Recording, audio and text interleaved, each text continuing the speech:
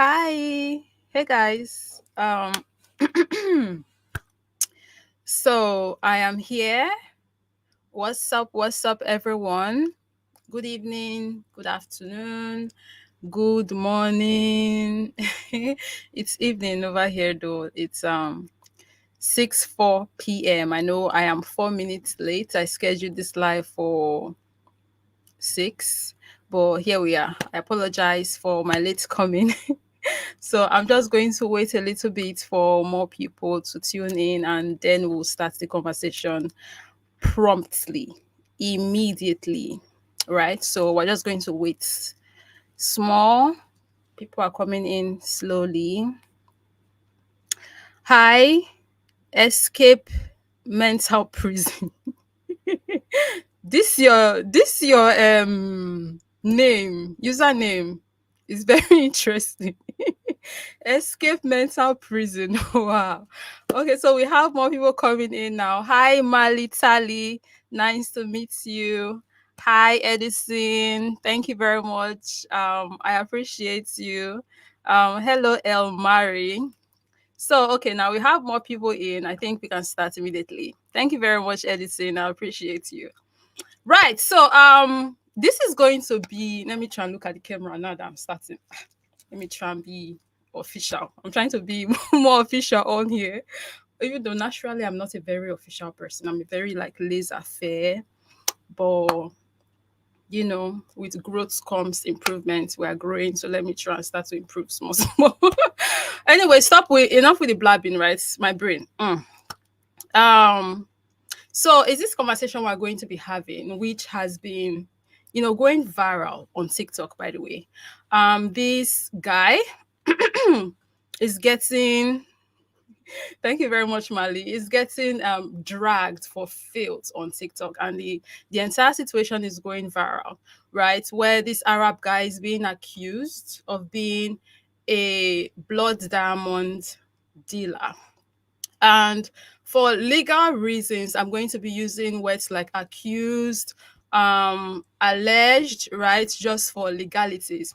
And I have a whole lot that we're going to be covering today. There's a whole lot of clips to look at. This is going to be quite an interesting conversation. I was going to make just a regular YouTube post on this, but then after taking my time to do my small investigation and really look into the situation, I'm like, no, this cannot be a regular video because it's going to be very long. And where would I even start from? Like, there's a whole lot of videos because that we're going to be looking at today. A whole lot of alleged evidence. Can I say that? I'm just trying to make sure I'm like legally safe here, but you guys bear with me, and you are going to see these videos for yourself and this alleged evidence for yourself, and we're going to talk on it. So without further ado, let's get right into the video. Bear in mind, this is going to be, I don't know how long this is going to be, but we're going to be here for a while.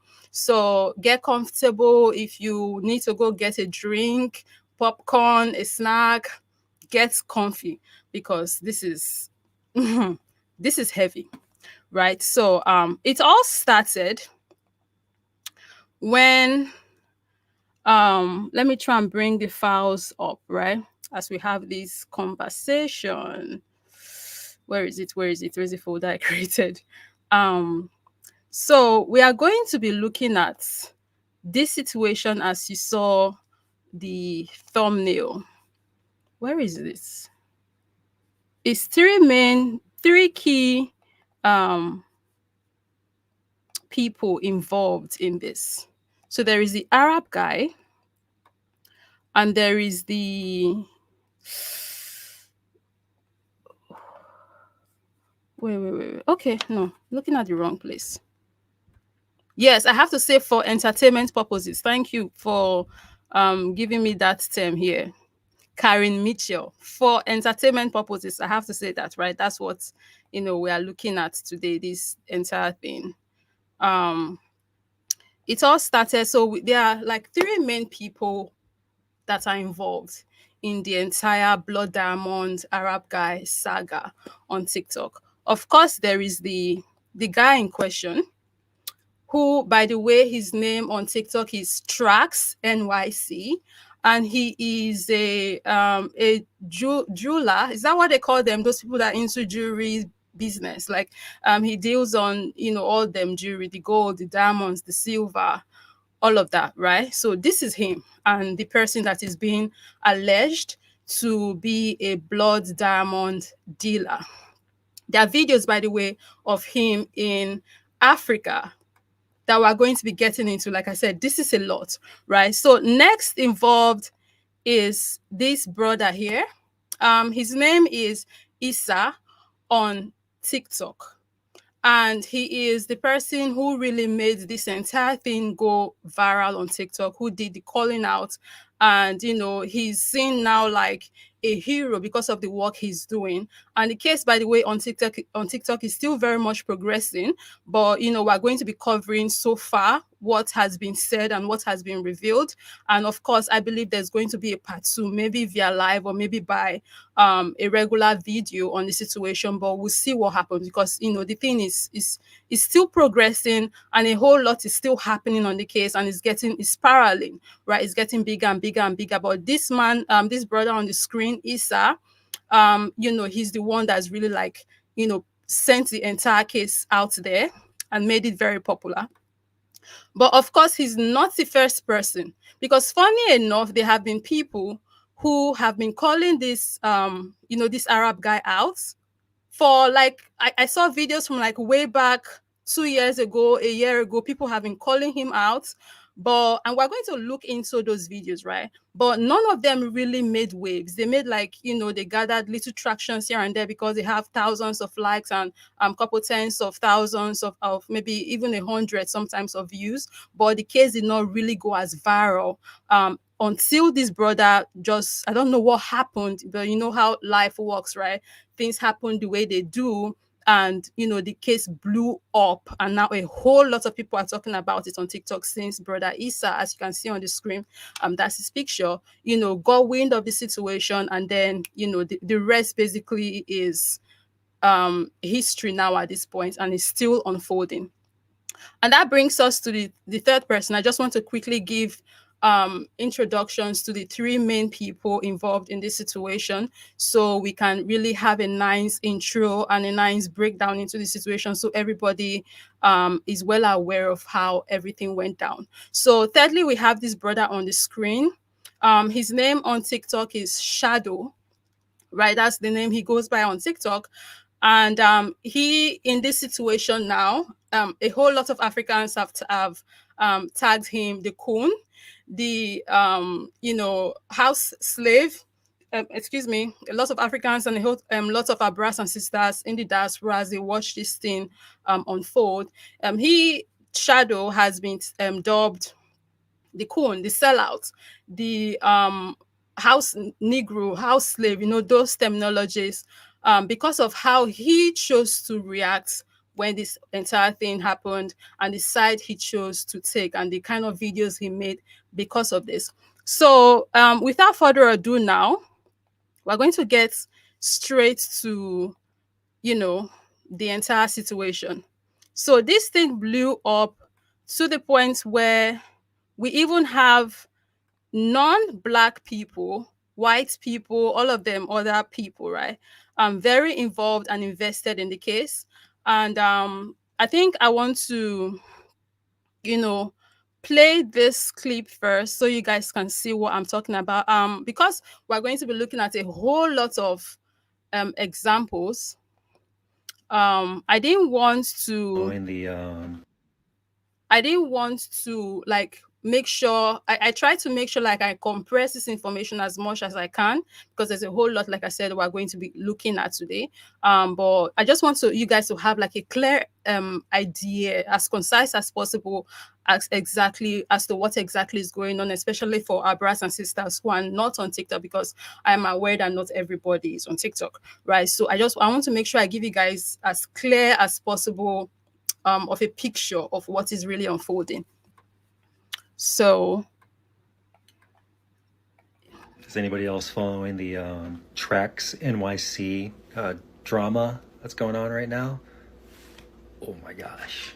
This guy Trax is a gold and diamond exchange guy out of New York in the Diamond District, and he is in here right now on call outs. Like there is a gentleman on here I've been following. I can't remember his name off the top of my head, just for like the last 2 days, and he is like taking Trax NYC off his platform, putting him on spot, and making him sweat. The Sahara is going to turn into a tropical rainforest with all the sweating that this man is doing right now. And I'm here for it. I'm fucking here for it.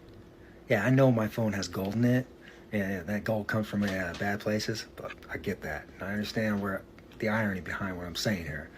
But this man Trax, ain't gonna have much left after this is done.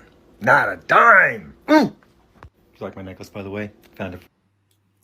So guys, this is what has been happening. I just want to, bring that video in. There are many others like that to kind of show you guys, like I said, try to bring the picture all together. And right now, we're going to move in quickly to some of the videos from like a year ago. I brought just two videos up, but like I said earlier, there are people who have been calling out this Trax guy for a good while now, but none of them really gains traction, right? They've been calling him out and calling out the entire blood diamond industry, if I can call it that, out as well. And now I just want to bring up two videos, one from a brother and another one from a sister, of people who have been on this walk doing the job, and of course giving them their flowers, because we really need to make sure that everybody, um how would I put it now, that have been doing this work, get their acknowledgement, their flowers, their name have to be on records that they were on this journey, fighting this fight, right? On the streets, doing on the field, everything, doing this work. And hence why I thought it would be very wise to incorporate these people in this video, in this live, because we have to put their names out there. And first is this, should I go with the sister first? Okay, and it doesn't matter, right? What am I doing? Try to stay as organized as possible. um I'm still, I hope I'm still being organized here. Yes, so this, yeah, I have the first clip ready. If you've ever thought to yourself, why do black people always make things about race? Why are black people always talking about white supremacy, and why can't they get over slavery?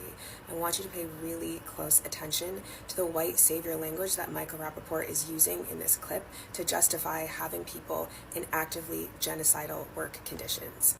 Because as a collective, we have never properly sat with the harm and genocide that was American plantation slavery, and that's what makes it so easy for oppressors to replicate around the world in the present day.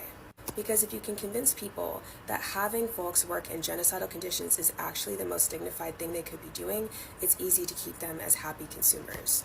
But if we can accept that American plantation slavery was in fact a genocide, then we can recognize when it's happening around the world and divest from those industries to show them that this is not business as usual.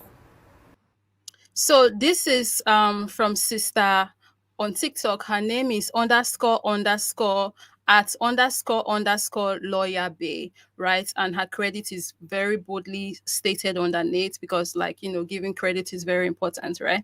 And next I am going to be going to the next brother, who, by the way, I'm not saying these are the only people that have been doing this work. I'm saying that because of time, I can only bring a few people, because like I said at the beginning, there's still so much we need to cover, right? I'm just using these two people, this brother and this sister, as an example of the people who have been on the streets of TikTok doing this work, calling this man out. The next is this brother. Mind, right? It's hard to believe that there are still people in the world that think like this. That creators in the Sierra Leone trying to tell us how the blood diamond mine industry is still okay. Trying to convince us that the workers of the mine like the grueling labor and the exploitation they're facing in the region. Men, women, and children are sifting through the dirt over there for diamonds. Long hours, grueling work, just for less than $1 a day. Even though the Sierra Leone is one of the most resource rich, they still don't have potable water in many parts of the country. Even though the owners of these mines, they have the money to invest in safer conditions and invest in the area, they choose not to because it would affect their profits. And this creator is trying to convince me and you that they like living like this. The children in these mines wouldn't prefer to be in school. They wouldn't prefer to live in a place that had running water and roads. Even though we live in a time where we can grow diamonds artificially, there's no need to exploit these people like this anymore. But he got on TikTok trying to propagandize you and me to try to convince us that they need to be exploited, that the suffering in these mines is necessary for a shiny rock, an aesthetic. This whole TikTok was not the flex that he thought it was. We need to actually be investing in these countries and not just taking advantage of them. So that video, that's a video.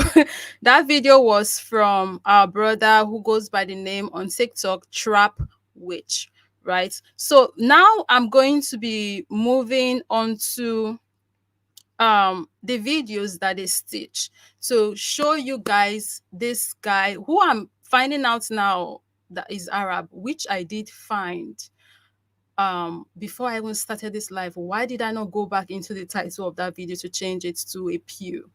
Again, this is YouTube. There are certain words we cannot use. So when I say pew, I mean them folks that we cannot talk about. We all know who those people are. After this live, I'm definitely going to be going back into the title of the live and changing, the Arab. I believe I put Arab there, right? Okay, yes, I did. I can see it here. I said Arab, famous Arab TikToker. I'm going to be going back in there and changing the Arab to the appropriate word, pew. So now, moving on, I want to show you guys the the video that these two people, these brother and sister stitched, that really opens the door, I would say, to what exactly has been going on from his end, what exactly has been allegedly going on from his end. Legal reasons, my goodness. And it's this video right here. And also, I want to show you guys what this guy has been doing. So I'll show you guys the video of him in Africa, allegedly participating in blood diamond extraction and exploitation, allegedly, right? And also show you, the kind of person that he is really. And I think this second video I'm going to be showing you after the video of him in Africa would really give you an idea of, to an extent, I believe, the kind of person that he is. So this. Mine right now. Here in this remote part of Sierra Leone, these guys are searching for diamonds. The way they do it is during the dry season, when the water's not there, they pack away all of this mud, and during the wet season, they crush it down, and then one shovelful at a time, they throw it into something called a rocker, where they wash away the mud, and what's left is the gravel that's later to be packed away because it may contain a diamond. Now, when people hear Sierra Leone, they usually think conflict or blood diamond, but they don't understand that this is the only source of livelihood for some of these people, and there's something threatening to take that away. And that, of course, is the lab diamond, which is considered to be conflict-free, but of course there is a conflict. It's taking away the opportunity from some of the poorest people in the world to make their living, and that's why we're here, and I'm here with Martin Rappaport to explain what that's all about. There's a reason God gave diamonds to the poorest people in the world and made the richest desire them. And fixing that connection is what the diamond business is really about. And behind the diamond business are the people. Right. And people are more important than diamonds. I want to thank Martin for inviting me out here, and I want to thank the beautiful people of Sierra Leone. I'm in a natural... Whew. So that guy, Rappaport, right, is also a very key person in this particular story. He came up a couple of times, but that statement he made, yeah, those are the pews. I apologize. I was going to go back in and change the Arab to the pews. Like, honest mistake, please forgive me. And oh, like, this is a major effort on my part. Like, I can't believe I forgot, right? I wish there was a way for me to change the title right now. Can I? Let me see. Oh, there is. There is. Yeah, so let's do this.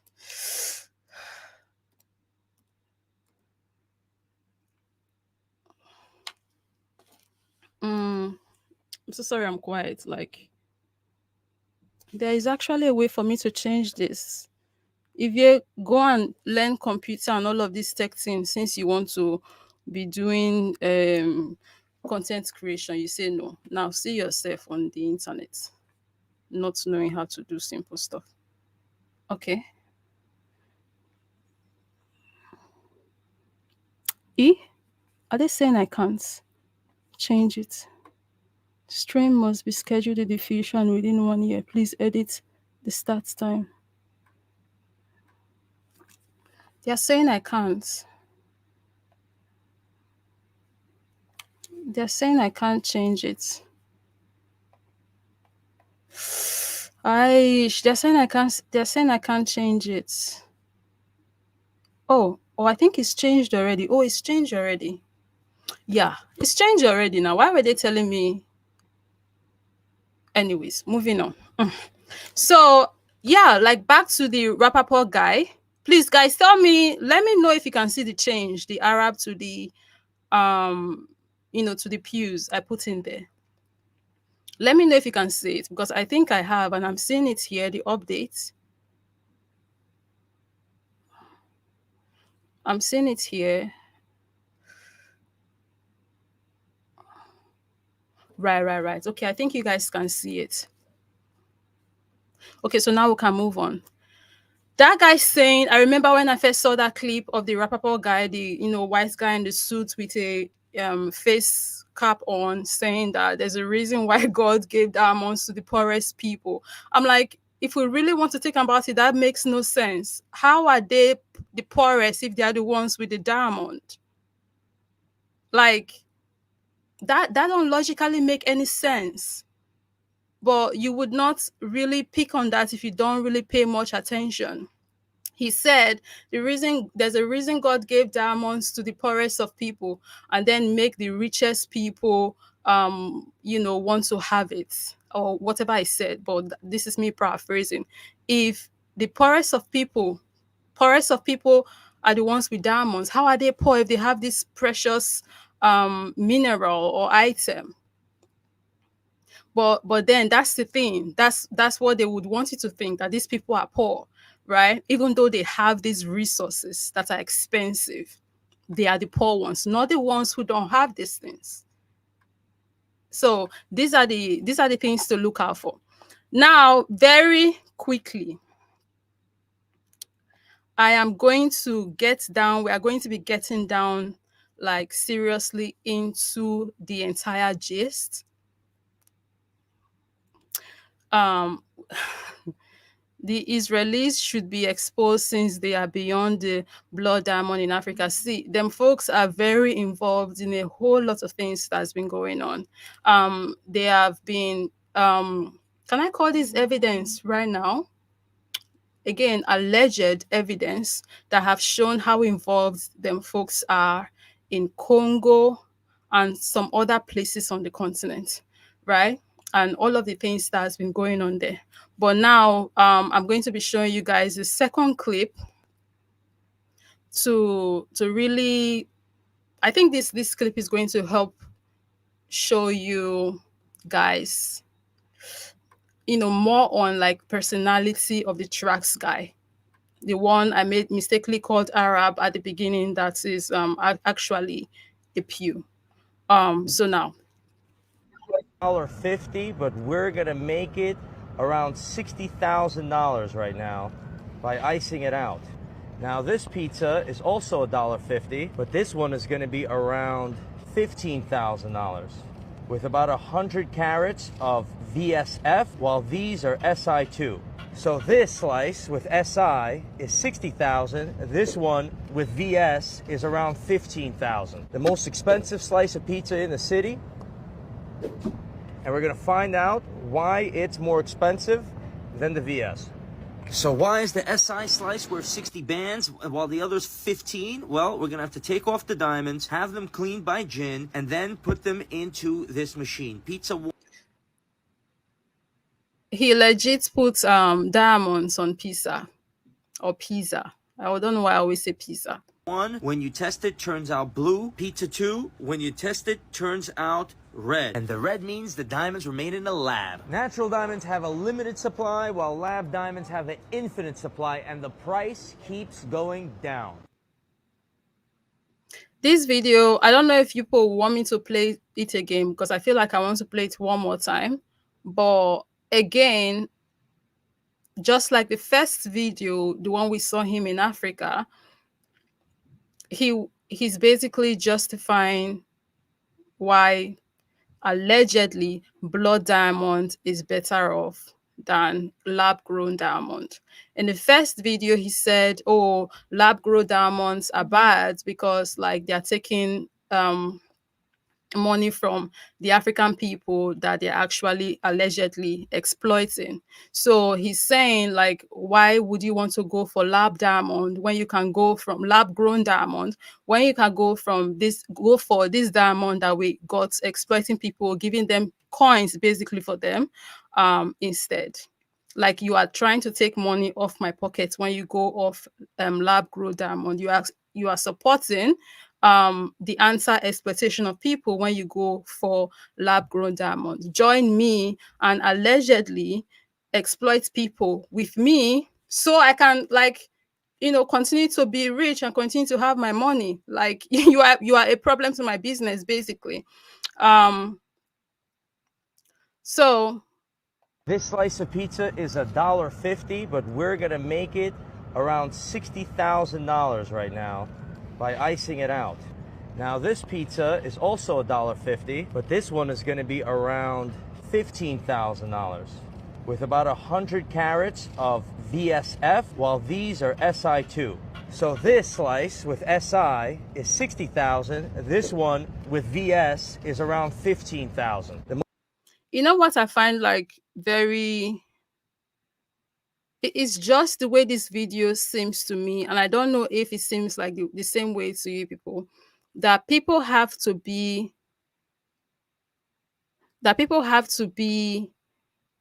out there in Africa, in places in Africa where diamonds are, like literally going through all the debts themselves, working for hours to get these diamonds. So, like, they can sell it for cheap to these people who are allegedly, the blood diamond dealers.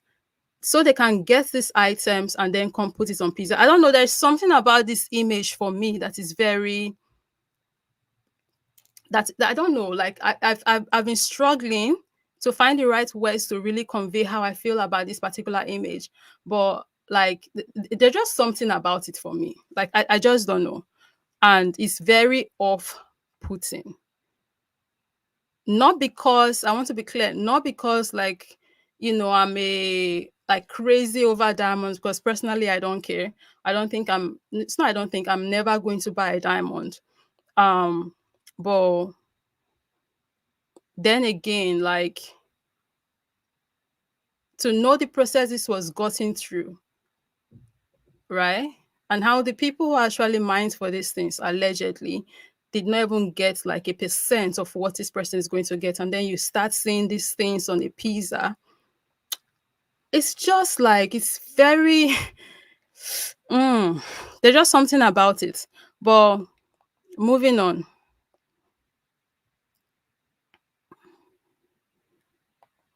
I don't know who this Zizi person is. Like I don't know. I don't get what you are on about. But like mm, thank you very much, Malitali.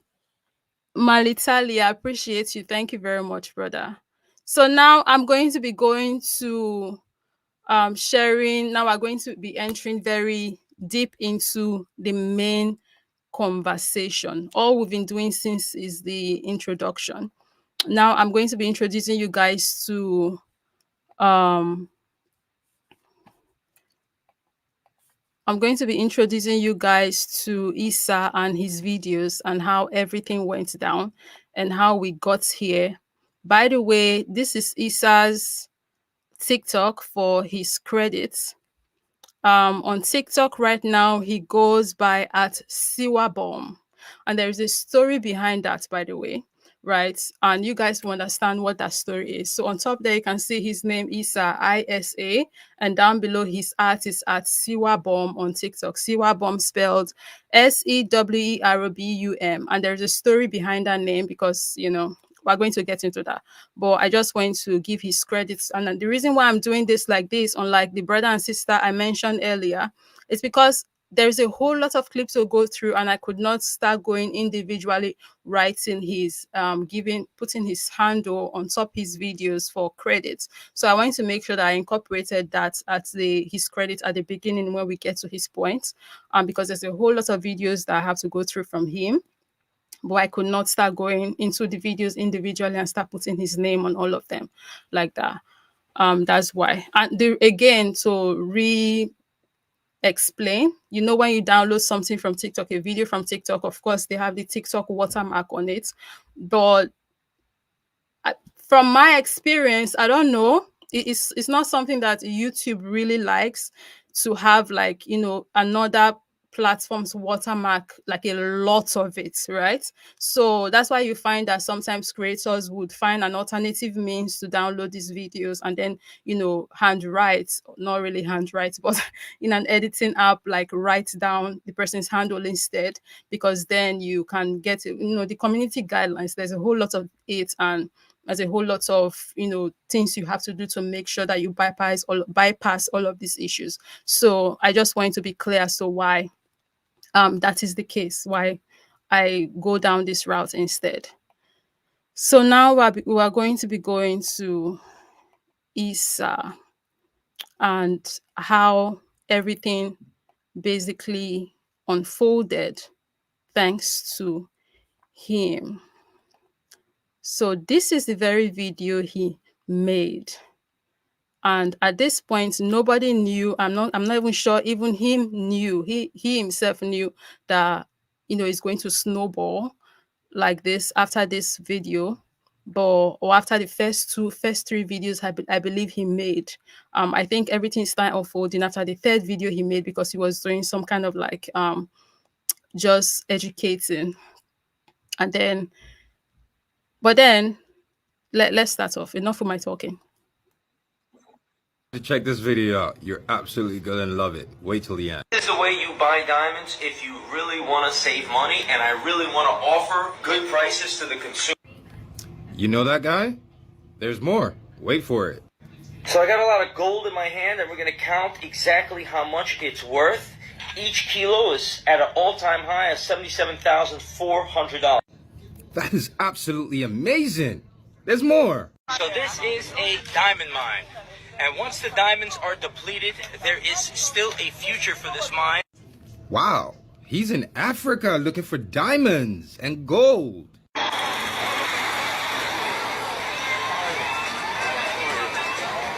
forget it. Let's try.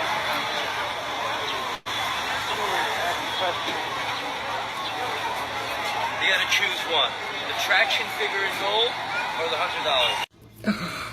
He goes to Africa to get gold, where gold is in Africa, and he's offering an African girl gold or US dollars because he knows she has no access to gold.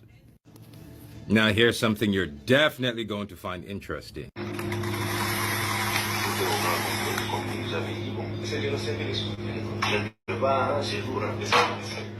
Oh merde! Merde! Merde, c'est trop lourd, excuse-moi. Donc voilà, c'est tout ce qui est là, mais c'est Sorna, mais c'est pas l'autre, c'est beaucoup de choses qui sont là ici. Je suis avec That's where he gets his gold from.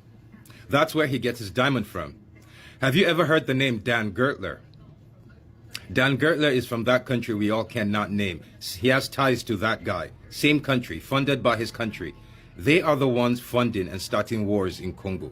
They are the ones starting the wars in Gambia, in the Congo. They are the ones starting the wars in the Sudan. They are the ones threatening the Sierra Leonean government. If you don't stop us stealing, we are going to start a war in your country and destabilize it.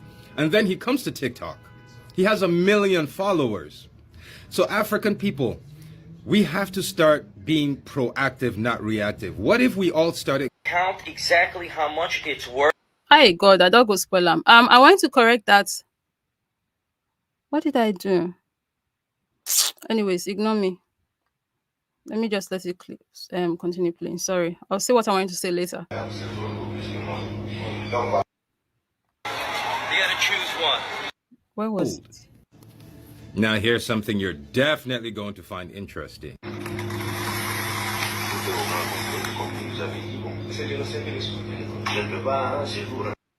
my goodness, like I've spoiled the entire process. I'm just going to let the clip play from the beginning again. I'm sorry guys, like pardon me. Hey, I want you to check this video out. You're absolutely gonna love it. Wait till the end. This is the way you buy diamonds if you really want to save money, and I really want to offer good prices to the consumer. You know that guy?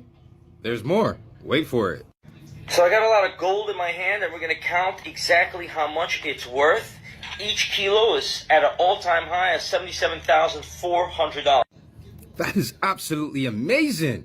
There's more. So this is a diamond mine. And once the diamonds are depleted, there is still a future for this mine. Wow. He's in Africa looking for diamonds and gold.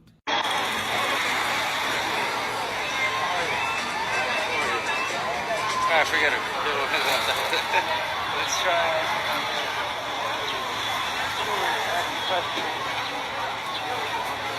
You gotta choose one. The traction figure in gold or the $100. He goes to Africa to get gold, where gold is in Africa, and he's offering an African girl gold or US dollars because he knows she has no access to gold. Now here's something you're definitely going to find interesting.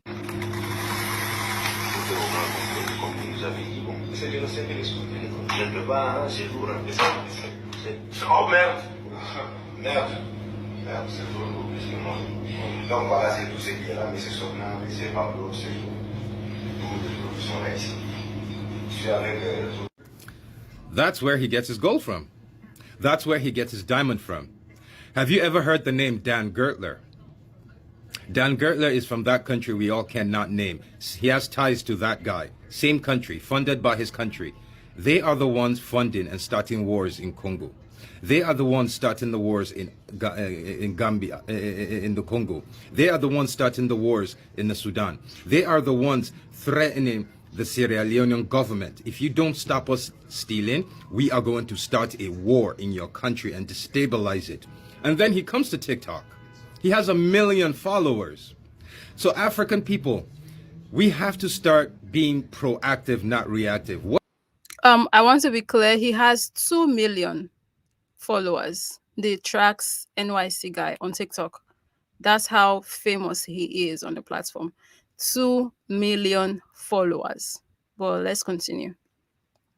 What if we all started going to his account every day he posts, every single African on this app? There's more than 100 million of us. What if we went to his account every day and reminded him that that is blood gold and that is blood diamonds?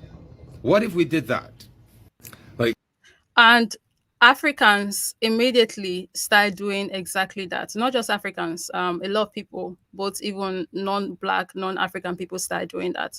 If you go to the Trax NYC guy's account right now, it's just filled with comments of blood diamond, blood diamond, blood diamond, right? And yeah, that's what people have been doing, regardless of what he posts. But let's continue. Do you understand the level of confidence required to start a war?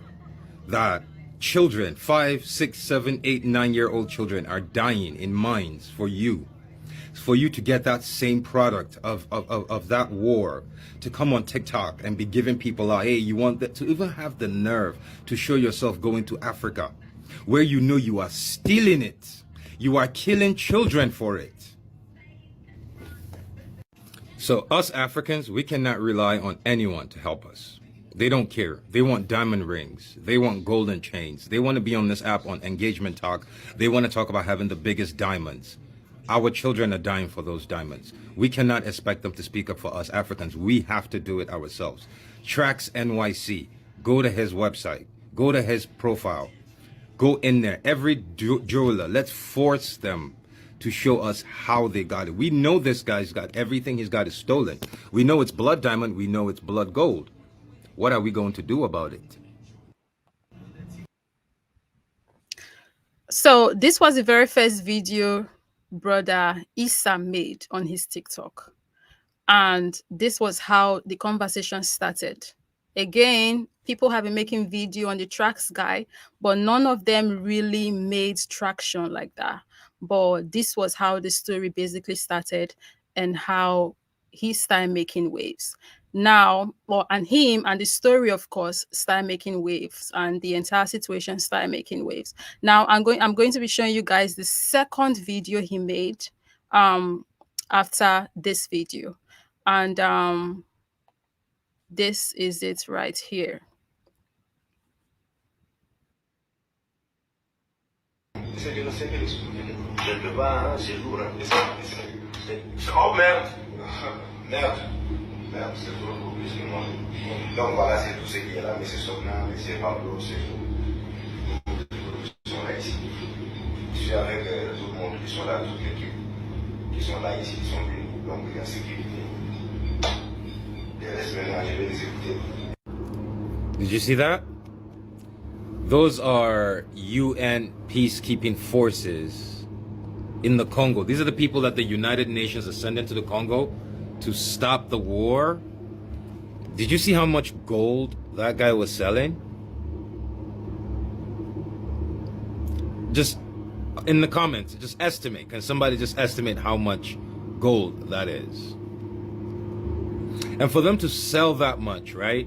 You can imagine how much they have kept for themselves, how much they have shipped out of the country, how much they have, because the UN, a very, very important hub is Kenya.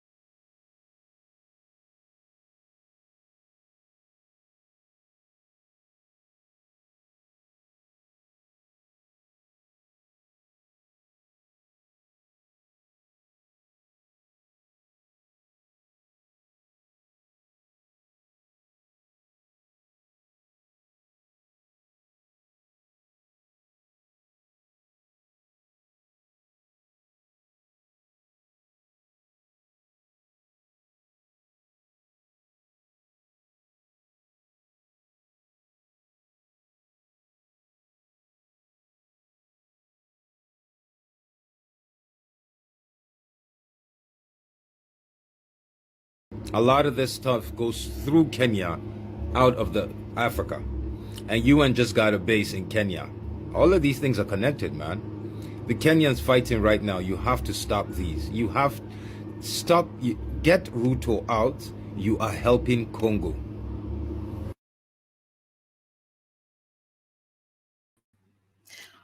I think at some point I didn't even know I was out of the screen and I was talking. But yeah, I was saying earlier, just in case I was out of the screen or you guys could not even hear me because I was talking when the video was paused. Yes, and I think yeah, I was. And because now I'm seeing in the chats that people are saying that if the video asking if the video stopped or what happened. I was talking about the UN, right, and how very much involved they are in all of the illegal activities that's going on in the continent.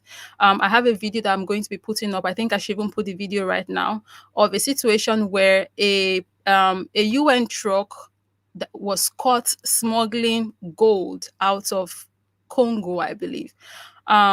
Yeah, it was a UN truck and it was filled from like bottom to brim of with gold. It was filled with gold and it was stolen gold that they were smuggling. There's a whole lot of smuggling smuggling, my goodness, English will not kill me, going on the continent, and a whole lot of illegal activities going on the continent, and the UN is very much involved. They find a way to pay local thugs, terrorist organizations, terrorist gangs, and just sometimes even gangs, or rather it's after they pay them that these people become terrorist organizations and gangs, like they form them up. But yeah, they are very much involved in what's going on.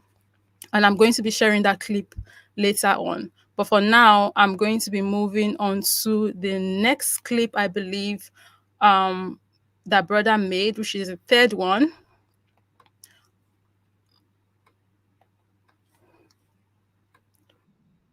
Gold. So this is 20 West 47th Street here in New York City. I'm going to Bullion Trading, where I buy my gold. And I think this clip was a reaction.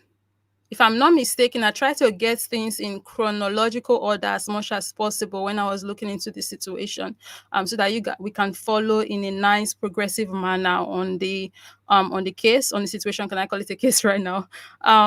But yeah, I think after the second video we saw right now, this third video was made by this video was made by the Trax guy, reacting to the blood diamond accusation, right? So he made this video making a jest, I would say, at people in general, and but then again more specifically to Issa, because he started this situation. So he made this video making a jest of people calling him blood diamond dealer, and he started taking jabs at them. And brother Issa reacted to this particular video that we are seeing right now. So it was at this point that things basically started like really blowing up, I would say, because after this video, I believe that was when we started seeing the Trax guy just spiraling, basically. And it gets very crazy from this moment on. Prepare, because now we're going to be seeing a whole lot of emotions get involved in the situation. Trade bullion, metals. Okay, now this is Swiss gold. Now you could ask Pamp Swiss where they get their gold, and I buy it here. But I promised you some blood gold. All right? So here's your blood gold, as close as you're gonna get. So for all the people dreaming, accusing, thinking, I'm not in the Congo right now, I'm still in New York City. But I got the blood gold for you, just like in your dreams. If you want some good gold, this is a fantastic bar to buy, available on BullionTradingLLC.com, okay? And if you want some finished gold and finished gold chains, it's TraxNYC.com. And if you want a Richard Mille, it's Trax Tokyo. Okay, here's what I think. I think you took my advice. You went to go hire a crisis PR team. And there's the team, they will split in half. One half is like, ignore him. This is just too much. Ignore him. Like, it'll just blow over. And the other half are like, nah, throw someone else under the bus. So you try to bring my attention to bullion trading. Thank you. I will pay attention when I'm done with you. But in the meantime, since that's the route you're going, really? All right, so here's what we're gonna do. I'm thinking tomorrow I'm gonna put together a nice little mixtape for you. I'm going to request that all the people who view that video tag their favorite gossip people on here, tag their favorite journalist on here, and tag their favorite news station. And I'm thinking maybe sometime next week, or sometime next week. You know that big rat, inflatable rat? Yeah, we're gonna rent one of those. And that video of you saying, defending blood diamonds, and that part where you were thrown, yeah, we're gonna have like a nice screen and have that shit on replay. It's gonna be replaying on the loop, on the loop, on the loop. See, I think within 48 hours, every single jeweler in Diamond District is not just gonna know you, they're gonna hate you. Those that have, you know it. So that's how you want to be, a little sarcastic little shit, right? Okay. You picked the wrong one. I will teach you a fucking lesson. I will use you to you're gonna be an example. Thank you for that. There's a video of you asking me if I know anything about business. Yo, what the fuck do you know about gold? What the fuck do you know about diamonds? What the fuck do you know?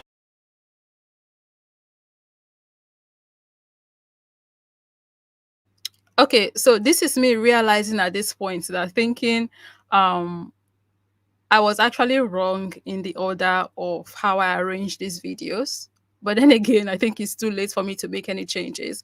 And I believe we're still going to understand what's going on because now we have gotten to the moment where um what's his name? Trax starts spiraling because after Issa made the first two videos, I believe, on him and he started gaining traction.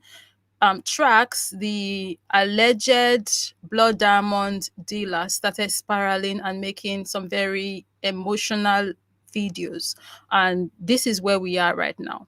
And Issa made reference to Trax train money to people in Africa. And I'm going to also be showing that video. I know you already mentioned it, like that's something we've seen before, but that's error on my part in the order of arrangements here. Bear with me. So I'm going to be showing you guys that video, I believe, after this one. But at this point now, just note that Trax have got wind of what's going on because, like I said, the situation went viral. Everybody's talking about it on TikTok. Even people's dogs who are not on TikTok are aware of the situation on TikTok right now. And, they're talking about it. So now we see Trax spiraling. Let's continue. About business. You know how to point your finger at someone and say, yeah, because of him things are bad. Yeah, I'm the bad guy going to the fucking Congo to take... I'm not taking shit from the fucking Congo. Okay? I get my gold and diamonds in the diamond district, you fucking dumbass mother... See, now we catch him in a lie. You guys see it? He just said he gets his gold from the Diamond District in, is it NYC? He said, right? But we have a video of him in Sierra Leone. Yeah, that was him in Sierra Leone in Africa, right? Earlier, for those of us who've been here from the beginning, we saw that video of him in Sierra Leone with that other white guy talking about, oh, there's a reason why God gave diamonds to the poorest of people, and a reason why he gave the richest people the interest to want to have diamonds. That was him in Africa, but now he's saying that he doesn't get his gold from Africa. Caught in a lie right there. But let's continue. I don't know much about gold. I don't know anything about diamonds. The only thing I know about diamonds is people like you kill for it, and it is the perfect way to apologize to your girl after you cheat on her. But I do know business. And let me tell you business. See, we've seen you in Sierra Leone. We've seen you in Africa. So in business, when you have a company like yours, you don't bypass the main producer. Like the bullion in New York, that's retail. That's still retail. That's still more expensive than you will get directly from the source. Even if you buy these, I'm saying even if you go legit, legally, by the book, buying in New York City is still more expensive than you would buying anywhere else in Switzerland, or because the bullion buys from Switzerland. So why would you buy from them when you could just buy a plane ticket to go to Switzerland? So I do know business, and I know you're a fucking liar. Back down, I'm not gonna let it slide. I don't give a fuck where you're at on this planet. You will never point your finger at me and tell me I got something for free or I exploited some fucking bot. Hey, Trax, dude from Azerbaijan, whatever the fuck your name is. I'm pointing at you. I'm saying you're the bad person, and I'm saying you got your shit from exploitation. And I'm saying, by the time I'm done with you, every time you hear the name Issa, it will get... Okay. I'm gonna show you how to get... Okay. All right, now. And now I'm going to show you guys the clip of him, the Trax guy, basically spraying money before we get to more of him spiraling, like just throwing. I think it was even just one note he threw, but it wasn't. See, hell, if he threw more than one, it would be two.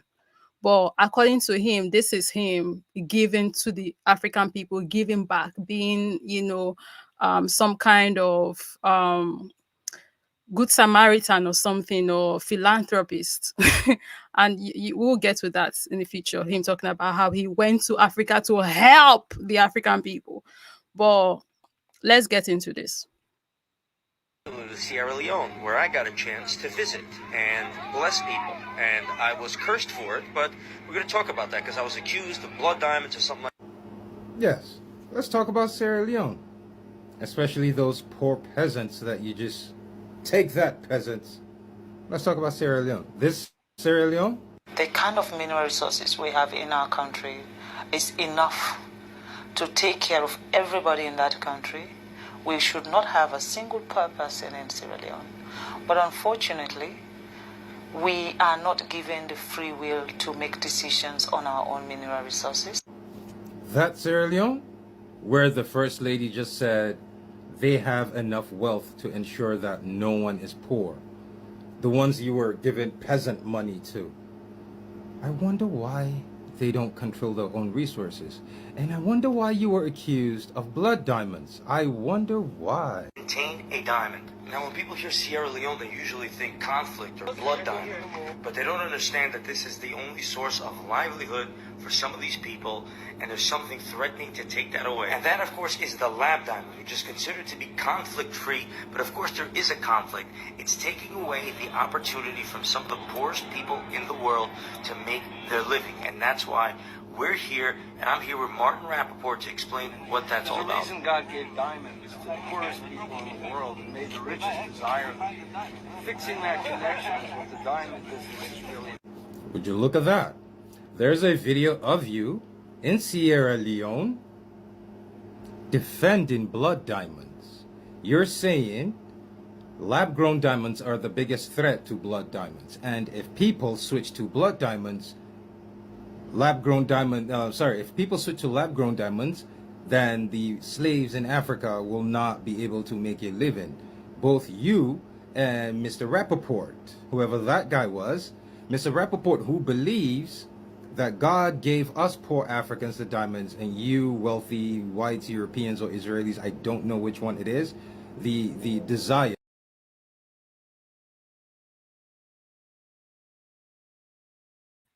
Yeah, you have it. You're on point, Nisa. It's not philanthropic if you take um massive quantities from the people, then give 2 nickels back. Right on the money there with that one.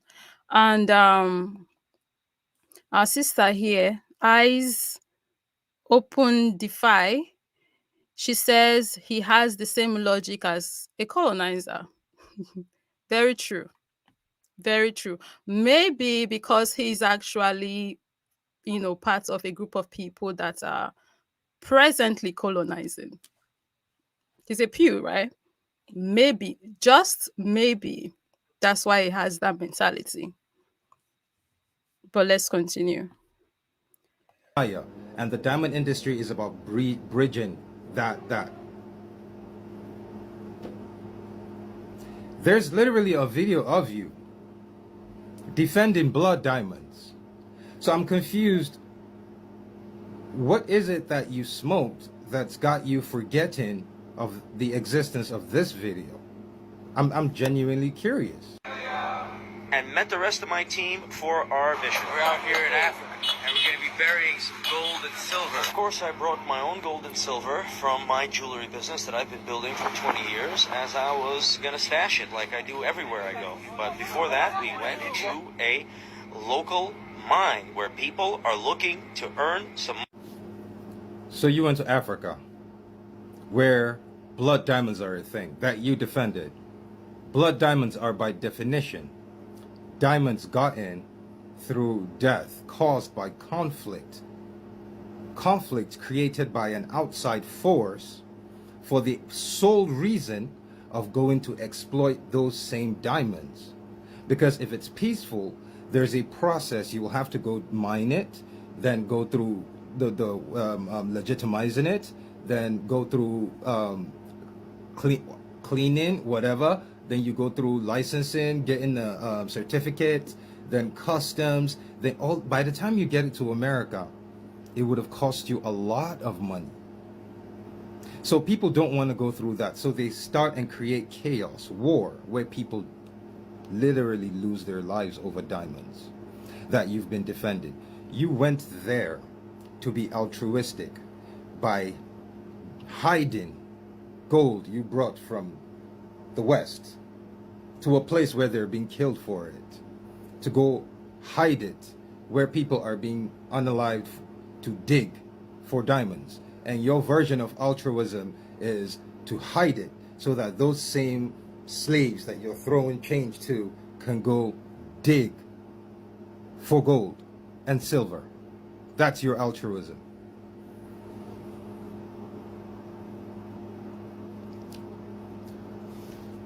I'm sure you saw my video. You said you were going to send me money. Send it. Look at my hands. Send it. I have no shame. You a baller like that? Send it. I definitely missed that part. What he just said, I missed it. Because again, on Trax's page, he's posting and deleting videos. So I could not really get all the videos, I guess, because I went on there to do my small investigation and I missed that part. I'm guessing he maybe made that statement where he in one of the videos where he was spiraling, which we're going to be getting to next after this video. So I missed that. I wish I saw that video. That's interesting. I'm waiting. But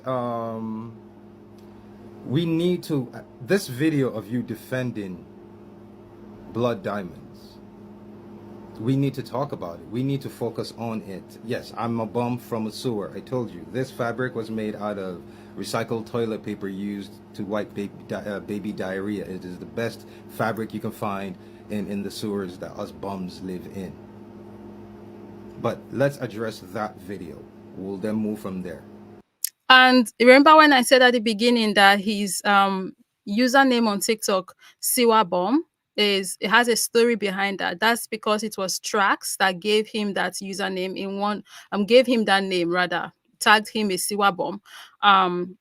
Or bomb from a sea. I even called him a rat in one of the videos where he was spiraling, and we're going to get into that video next. So now that it's been mentioned, like I said, I obviously missed the order of arrangement for this content as much as I try to put things in like the right order. Human, I made the mistake that I did, but here we are, right? And there's no going back forward ever. I just want to bring that context in now that he mentioned it, the Siwa bomb. That's where it came from, and I'm going to play the video where Trax said it so you guys can see and hear for yourself, because he was calling Trax out, brother Issa here. He called him a bomb, a rat, a Siwa bomb, all of that. For context, I'm bringing that in now. Why are you defending diamonds gotten off of the death of people in Africa? Let's start with that. Okay, so up next would be Trax spiraling. That's where we're going next.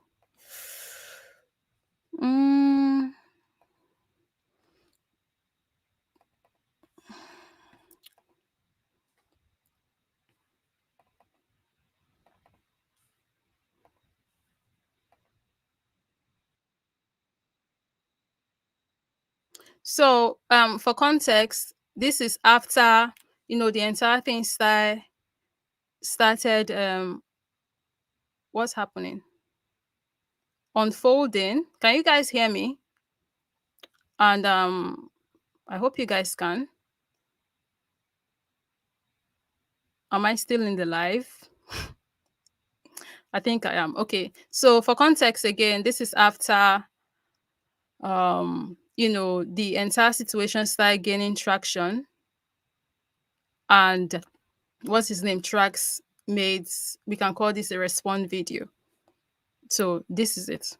Anyone who believes that I have anything to do with blood diamonds, it's because your fucking brain doesn't work. Right? One more time. You know what I'm saying? It's, a lot of people don't ignore. That's all good. But I don't like it when people are so fucking stupid You know, you go through the comments, stop stealing from Shut your fucking mouth, first and foremost. You know what I'm saying? Instead of saying, hey, thank you for visiting our beautiful continent, which is all I ever did, right? But they're making connections somewhere. Because of. We should thank him for beauty and for visiting our continent.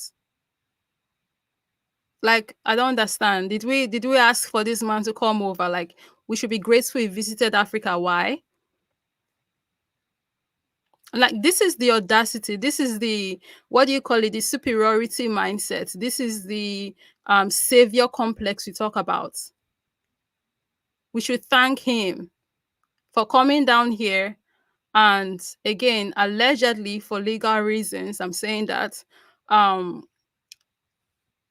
to exploit the people. Is that what we should thank him for? Of this, he's the colonizer, Jew, Zionist, this and that. First and foremost, I'm half Jewish, half Muslim.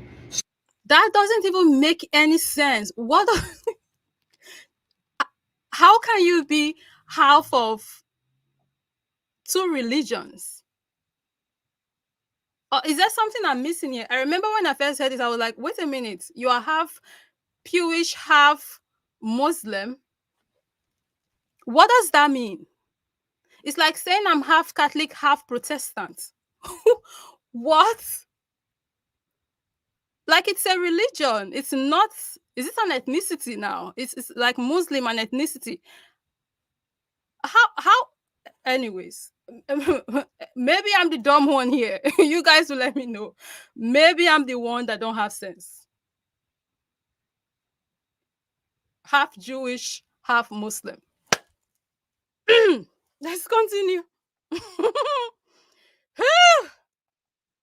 Stop fucking calling me a Zionist. Stop fucking saying you're dumb racist shit. You don't know anything about me. Second of all, say thank you to me, motherfuckers. Okay? That I even visited anything over there or did anything for anybody. Never took a penny out of Africa. You never took a penny out of Africa, but you took diamonds though. That's more than a penny in my humble opinion, but what do I know? Right? Anyways. Or it took a fucking gram of fucking sand out of there. To have a bunch of dumb fucks and a bum. Stupid ass sewer rat piece of shit. You know, we're gonna stand up, we're gonna unite, we're gonna do this. You ain't doing none of that shit. Cause you got a fucking moron. You believe in the dumbest shit you're fucking told. Oh, that's that. Yeah, because this guy's doing this. Yeah, that's the fucking reason. I got nothing to do with your fucking dumbass fucking diamonds or your fucking other stupid shit. Like, the evidence is there. You were in Sierra Leone. We saw you. You made the video in Sierra Leone and posted it on the internet. Like, this is the thing about liars. When you like, do these people forget the things that you went to Sierra Leone, you bought the plane tickets, you made sure you catch the plane, and you flew all the way there to Sierra Leone. We saw you in the mines, you took yourself there, you made a video while you were there, and then you posted it. We saw you. We saw you there because you showed us that you were there. You, with your own two hands, gave us the evidence on your TikTok. But now he's saying what? That he doesn't get diamonds from Africa. And this is the same person that said, oh, he went there to, he helped the people. If you were never there, how did you help the people in Africa? We saw you throwing the money. And the funny thing is that these are things that he showed us. If he never made these videos, this evidence, we never would have known, probably, right? But now he's here talking about how he didn't do this, he's never done it, but you went there and you made a video and you showed us.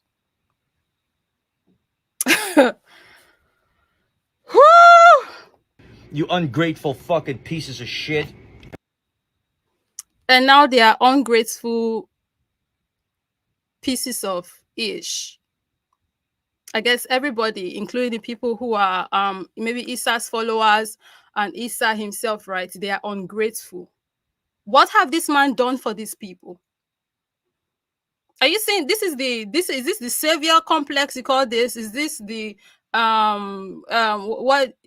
what is this? Ask this man, what did he do for Isa or African people in general? That now that they are ungrateful, he's calling them ungrateful for, like, he did what? He gave them breakfast, he paid school fees, he clothed African people. Like, what did he do except obviously come into the continent and take Diamond? That we saw him take him because he was in the mines. Talking about some in collaboration with Rapaport, or however you pronounce that name. There's a reason why God gave diamonds to the poorest of people and gave money to the richest of people and make them want to have diamonds. He was there with the man. Like, yeah, Sharon. Yeah, we should be grateful for the exploitation. We should be grateful for the pain and the suffering. My goodness. Is this anyways, very quickly, let me appreciate people who are supporting me and the live, the conversation, and the work we're doing here. Thank you very much, Sakofa. I appreciate you. Thank you, thank you, thank you. Um Mama Arts, thank you very much. Thank you. She says, we unite together, we are strong. With love, from UK, Caribbean, with Africa. I'm sorry if I'm reading this wrong, but there's something covering the screen. Okay, with love, from UK, Caribbean, with Africa in my heart. Thank you very much, Ma. I appreciate you. And this is from Drega. Thank you very much, Drega. Drega says, sounds like he actually stereotype of both. Okay, you mean like a stereotype of what and what? Like a Pew and a Muslim? Is that what you mean? I'm not sure. Maybe if you can clarify for us, would appreciate that. But thank you very much, Drega. And now let's get back. Right. So this is the point where we see Trax spiraling. And I think he made another video even. Yes. So fucking stupid. You know, you go through. So okay, no. So after that first video we just saw, um what's his name? Issa, brother Issa made another video responding. So he basically, I want to give you guys the context of what's going on here so you can understand. This video that is going to be playing next is actually from brother Issa. So he took that video where he just, was going on and on with the lies and the insults and all of that. He took the video and he cut them, and then just in, like, basically when he makes a statement of lie, Issa puts in the statement of truth. Like when he says, "Oh, I didn't go to Africa for gold," Issa and brother Issa put a video saying, like, this is evidence of you in Africa going after. Sorry, I said gold, diamond. So that's basically what brother Issa did with this video. I just wanted to give you guys the context. So this video is from Issa in response to, that video of him spiraling. Okay, so Drega has responded, wanting to clarify. He said he's a stereotype of both sides of his ancestry. Oh, okay. I get you now. I get you. Thank you for clarifying, brother. Why am I even calling you a brother? You could be a sister. I'm so sorry if you're a sister and I'm calling you brother. I just thought maybe the name Drega sounds like one that would be like a guy. I'm sorry if I'm wrong. Well, let's continue. The comments, but I don't like it when people are so fucking stupid. You know, you go through the comments, stop stealing from Shut your fucking mouth, first and foremost. You know what I'm saying? Instead of saying, hey, thank you for visiting our beautiful content, let's talk about Africa, particularly Sierra Leone, where I got a chance to visit and bless people. And I was cursed for it, but we're going to... You don't know anything about me. Second of all, say thank you. He said he went to Africa and he blessed people and he was cursed for it. Man threw 2 notes of maybe $1 bills. And that's the blessing he gave to the people. Like, be so effing for real. To me, motherfucker. And another thing, like, you bless people and you have it on. you have it recorded. I cannot take people, I'm sorry I'm deviating here, but I genuinely cannot take anybody who helps people on camera seriously. And I don't know if it's just me. And this is a stance that I'm going to take probably till the day I die. Probably till the day I die. Like, if you are helping someone, if you are helping someone and you are recording while you are helping so you can go post it, like, I don't know, there's just something about that that it's not genuine to me. For people who are religious, right, it's not even said, like in Christianity, for example, if you are giving with one hand, the left hand should not know. But now, not only is your left hand fine, which is like what is it called, a metaphorical saying, right? But now, not only is your left hand knowing, the whole world knows that you are giving. Anyways, to each their own, I guess. It's just not something that I like. Fuckers, okay? That I even visited anything over motherfuckers. You don't know anything about me. Second of all, say thank you to me, motherfuckers. Okay? That I even visited anything over there or did anything for anybody. Let's talk about Africa, particularly Sierra Leone, where I got a chance to visit and bless people. It had nothing to do with your fucking dumbass fucking diamonds or your fucking other stupid shit. Diamond. Now, when people hear Sierra Leone, they usually think conflict or blood diamond. But they don't understand that this is the only source of livelihood for some of these people, and there's something threatening to take that away. And that, of course, is the lab diamond, which is considered to be conflict-free, but of course there is a conflict. A diamond. Now, when people hear Sierra Leone, they usually think conflict or blood diamond. But they don't understand that this is the only source of livelihood for some of these people, and there's something threatening to take that away. And that, of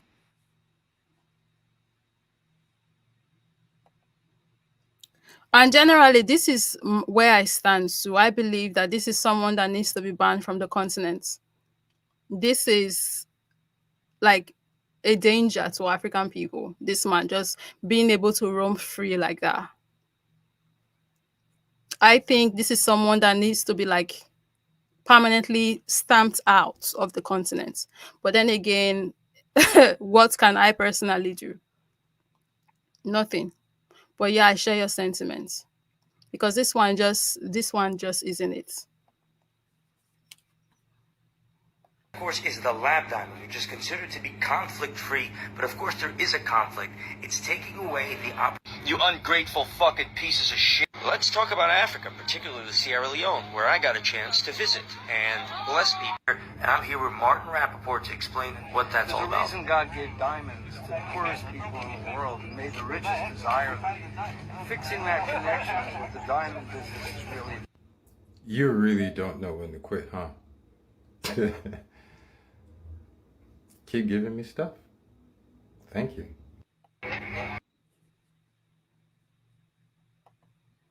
No, yeah, I think both of them need to be banned. The two of them, both Rappaport and the Trax guy. I think they both need to be banned.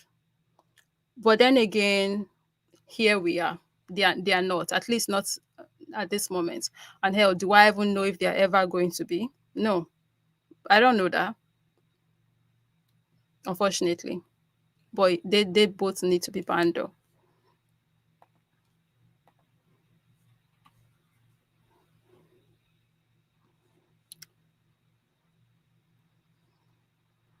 So more video of him spiraling. X this. I crawled out of the sewer and is telling me I went to Africa to get gold and this and that. Now, shut the fuck up, first and foremost. Okay? I get my gold from smelters, melters, and refiners, like I've been explaining and showing for the past 10 years. Okay? I get my diamonds from Indian polishers. The diamonds, the rough, from Canada, from Africa, from Russia, go to India. They get polished, get brought to the diamond district, and put on the market. That's where I buy them. Okay? I buy them from Indians. All right? I explain that from Russia, go to India. They get polished. Past 10 years. Okay? I get my diamonds from Indian polishers. The diamonds, the rough. Now he gets his diamond from Indian polishers. But man, you were just in Sierra Leone. You and Rappaport were in Sierra Leone. You showed us that you were. Like, From Canada, from Africa, from Russia, go to India. They get polished, get brought to the diamond district, and put on the market. That's where I buy them, okay? I buy them from Indians, all right? I explain that as well. But this bum's got the nerve to tell me I go to Africa to go get the research. I was there on a trade mission. I was invited to go there. I'm in the talks with the Botswana government to go over there to help them. You understand that? No, you don't. You don't help anybody because you're a fucking bum. You offer nothing. I went to Africa to get gold. I brought fucking gold to Africa to give to people. And I'm not gonna fucking have this motherfucker throw dirt on my name. You motherfucking bum. I'm not Hello, I'm the bum who crawled out of a sewer. Um, okay, I'm a bum, so let's. But now you're saying you were invited by the government of Botswana. But there's a video of you in Sierra Leone defending blood diamonds.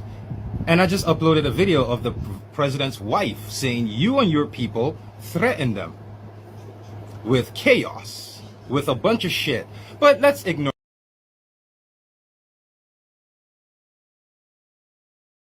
yeah, this what I'm saying.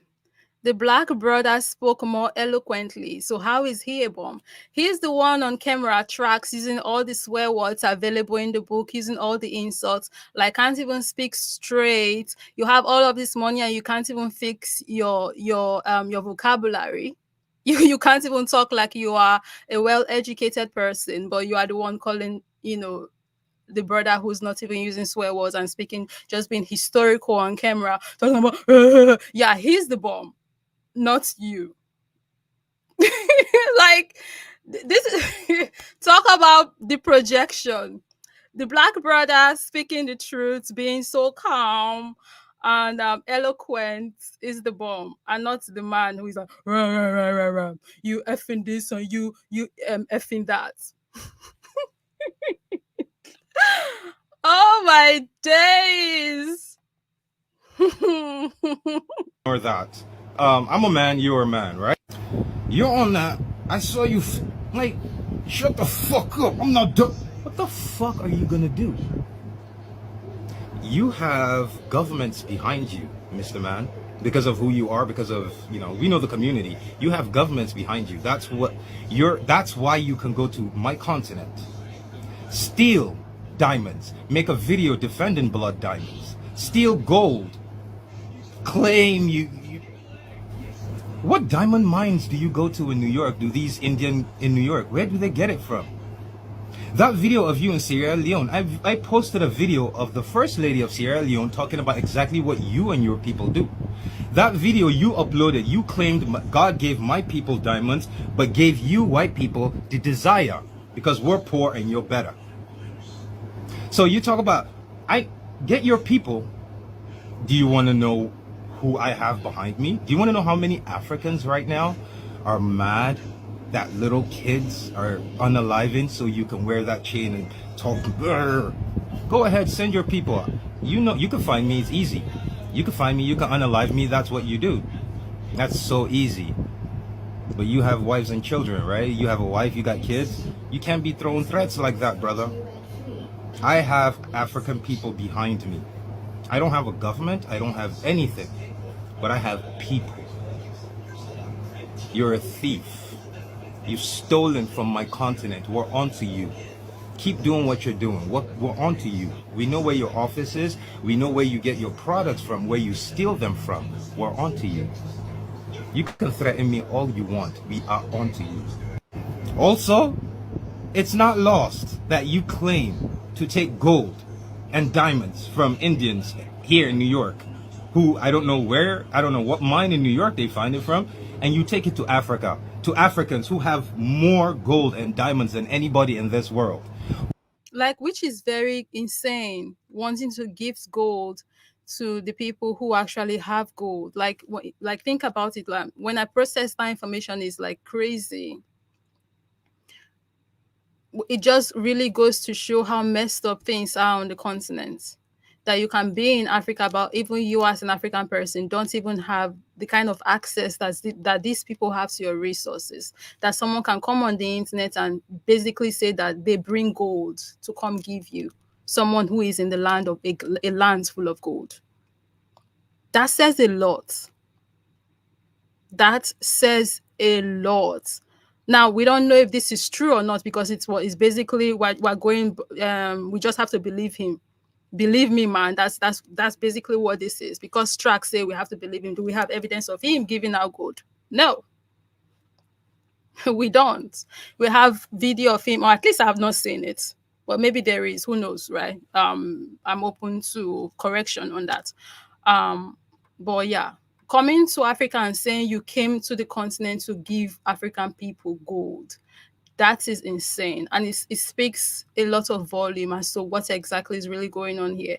The most crazy part is that this gold that he's claiming to have allegedly brought in to give African people, if you will maybe even want to trace the origin of that gold probably even came. That this is me just saying hypothetically, if he really did come to the continent to give African people gold, nobody's believing what Trax say. I'm just like, let's play devil's advocate just for a second here, not because I really believe the guy or anything, but I'm just saying, like, if you trace the gold that he allegedly is claiming to have brought back to the continent to give African people, the gold most likely even came from Africa. Like,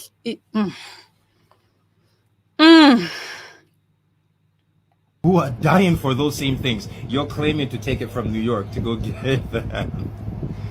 You can threaten me all you want, brother. We're on to you. The people who need to know have now eyes are on you. Unalive me all you want. We're on to you. okay. So next, we're getting deep into this now. Deep.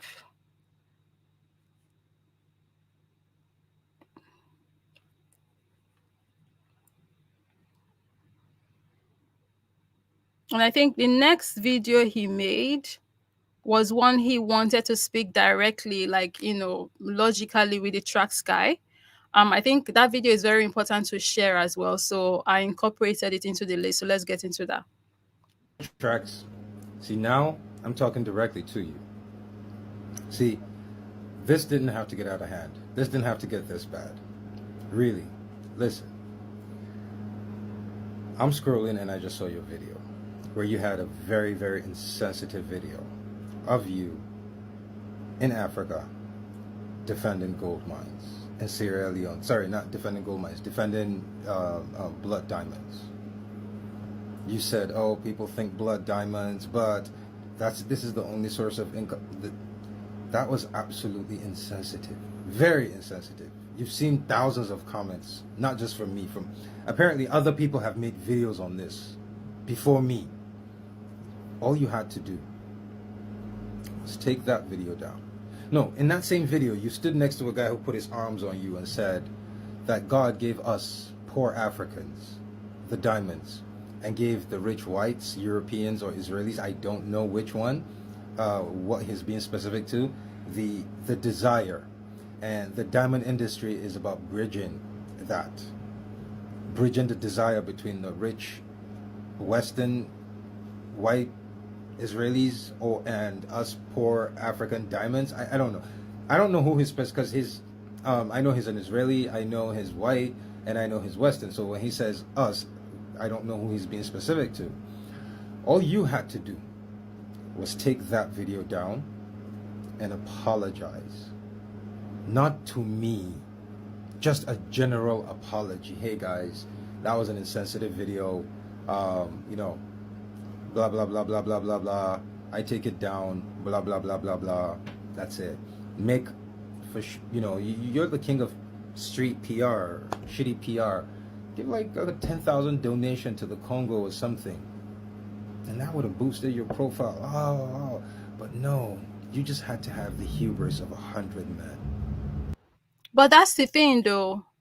Only a morally upright person, an upstanding citizen would do that. Only someone who actually care about people, how they feel, their economic situation would actually come out and say, "Oh, I was wrong for making a video where I allegedly, again, I'm using these terms for legal reasons, right? Justified blood diamond." It takes a good person to do that. Trax, in my humble opinion, doesn't really look like a good man to me. I mean, we've been seeing the videos, we've been seeing the evidences so far. So he cannot make that kind of good decision. He cannot come up and take accountability and say I was wrong. Hell, because he doesn't even think what he's doing is bad. Can we get into that? For you to come out and say, I was wrong for doing that, you have to have actually believed that you were wrong. But he doesn't think he's wrong, so he's not going to come out and say that. And then there's also the second fact of, at least, sometimes some people make these mistakes.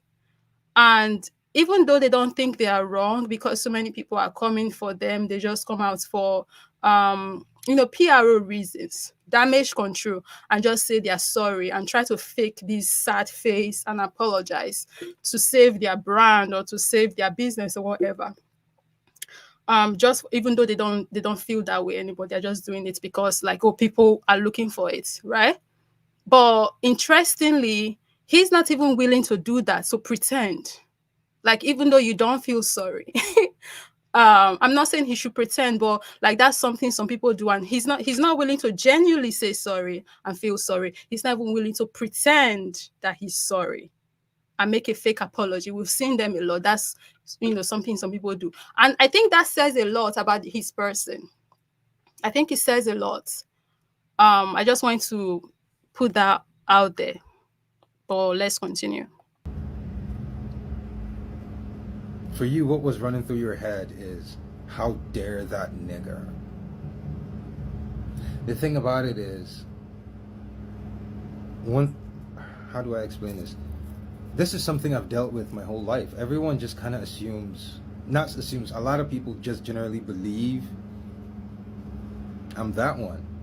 And a lot of times they find out no. As you are finding out now. So here's what we're going to do.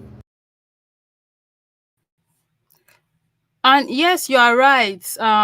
In Zulu, right? He referred to a black person as a rat. And we are supposed to believe that he's going to help a country that looks like that person. I saw a video where I believe she's an African American. Yeah, this African American sister said that he starts off with that video where he was ranting, the one he had like a yellow t-shirt on and he was outside. The very first video where he called Brother Issa a bomb, a Siwa bomb, a rat, and all of that. That sister said that he's anti-black. He started his rants basically from like the get-go with anti-blackness. And I saw that.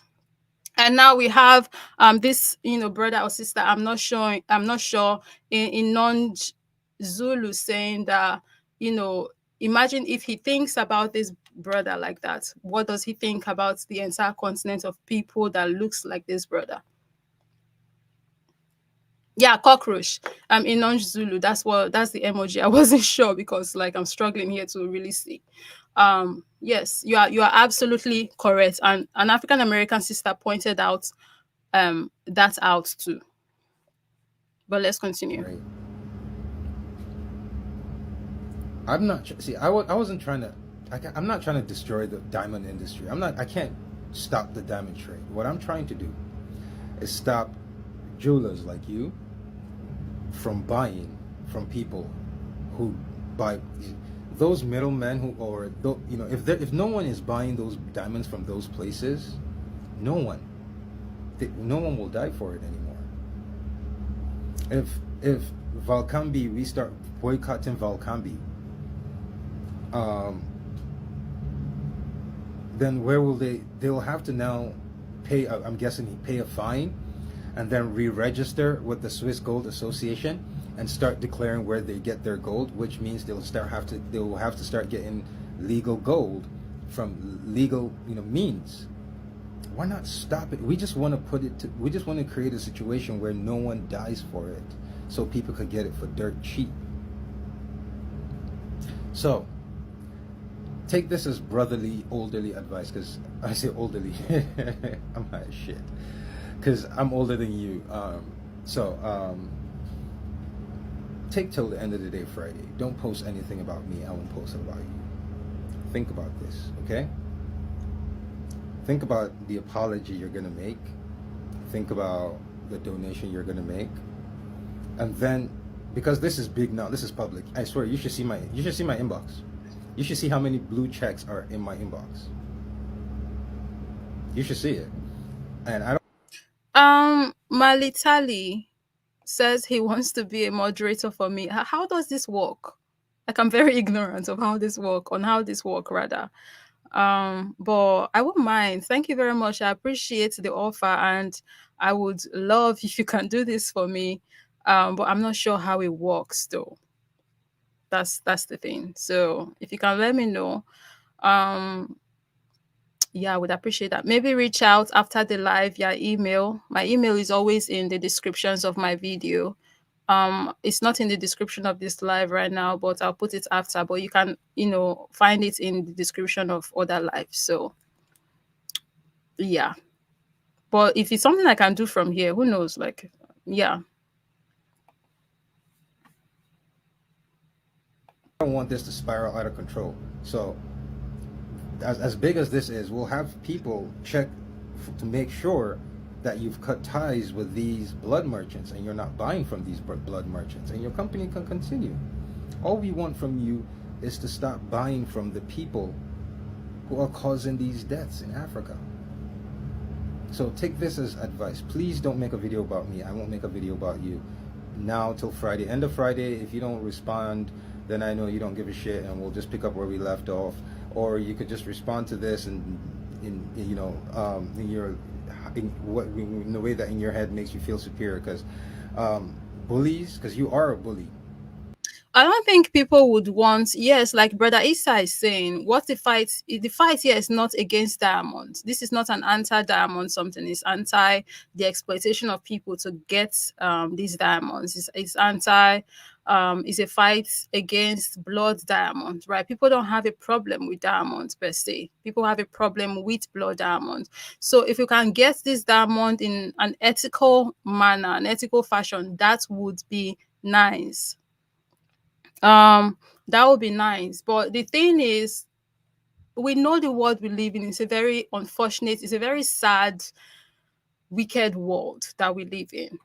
And unfortunately, if you make diamonds, like the sourcing for diamonds, ethical, they are not going to make that much money from it. Hence why the people who are like, into blood diamonds try to make sure that it gets as bloodier as possible, because that's how they get the cheap stuff, and that's how they are going to make more money from it. But by the time you make it legal and ethical, sorry, not legal, ethical, and they want to bring morals into it, they are not going to make that much money. Hence why they really do not care, because it's all about the money, money, money, money, money. All of this money that people keep fighting for, that when you die, you leave behind. I don't know. I feel like humanity have missed its mark. When it comes to like the way some people pursue this money and the lengths they are willing to go for it, I find it hard personally wrapping my brain around the entire system, because when you die, you leave these things behind. That's why I feel like it makes no sense for people to want to be this wicked, this evil, and make other people suffer and live in shitty situations just so they can have all of this money that they are going to die and leave behind anyways, when everybody can just be happy and comfortable. And then we just like live happy and comfortable lives and die. Like, that's something everybody can do. But then again, this is EVA. Not everybody thinks like that, unfortunately. So it's just very sad. Like, it really doesn't have to be this way. But because we have wicked, evil people, they think it has to be this way. And they make sure it is this way. But it really doesn't have to be this way, though. It really doesn't have to be this way. Bullies always resort to mocking the disabled. That's why you were like, no, no, no, no. Like, what is that about? You've done enough shit that we could actually bring your business. Like you've used homophobia. Like, dude, calm out, calm down. No one's trying to take you out of business. Stop buying. All we're trying to tell everyone here is a 4-year-old African boy and African girl, their lives are equally as valuable as a 4-year-old blonde, blue-eyed child. Just act like you believe it too. But he doesn't believe that though, so he can't act that way. That's the thing. He doesn't believe. I don't think he. Okay, for legal reasons, I'm going to say I don't think he believed that. Instead of definitively saying he doesn't, right? Who knows what they can sue people for these days? These days, he doesn't. I don't think he thinks that the 4-year-old African boy or girl has the same rights as a 4-year-old white, um, blue eyes, blonde hair, whatever, brunettes, who knows, red hair, I don't know, with that kind of child. Hence why we see this behavior over and over and over again, because they don't think that all humans are the same, or all humans are equal, and all humans deserve the same treatment and rights and freedom. That's why. But let's continue. Again, for those joining, I don't even know where to start the breakdown. Basically, a Pewish guy is being exposed as a blood diamond dealer on TikTok, and that's the situation we're looking at right now. We're going through clips of how we've gone through clips rather of how the expose started, and how it's viral on TikTok. I think I have just one more clip to go. Then we go to look at. Then we go next to the South Sudanese brother who decided to come online, taking the side of the alleged blood diamond dealer, and he's basically the only African so far that, at least right now, that is on the side of this guy. And basically, both Africans and the African diaspora have called this guy a coon, a sellout, a house negro, house slave, and all of that ish. And we're going to get to that shortly.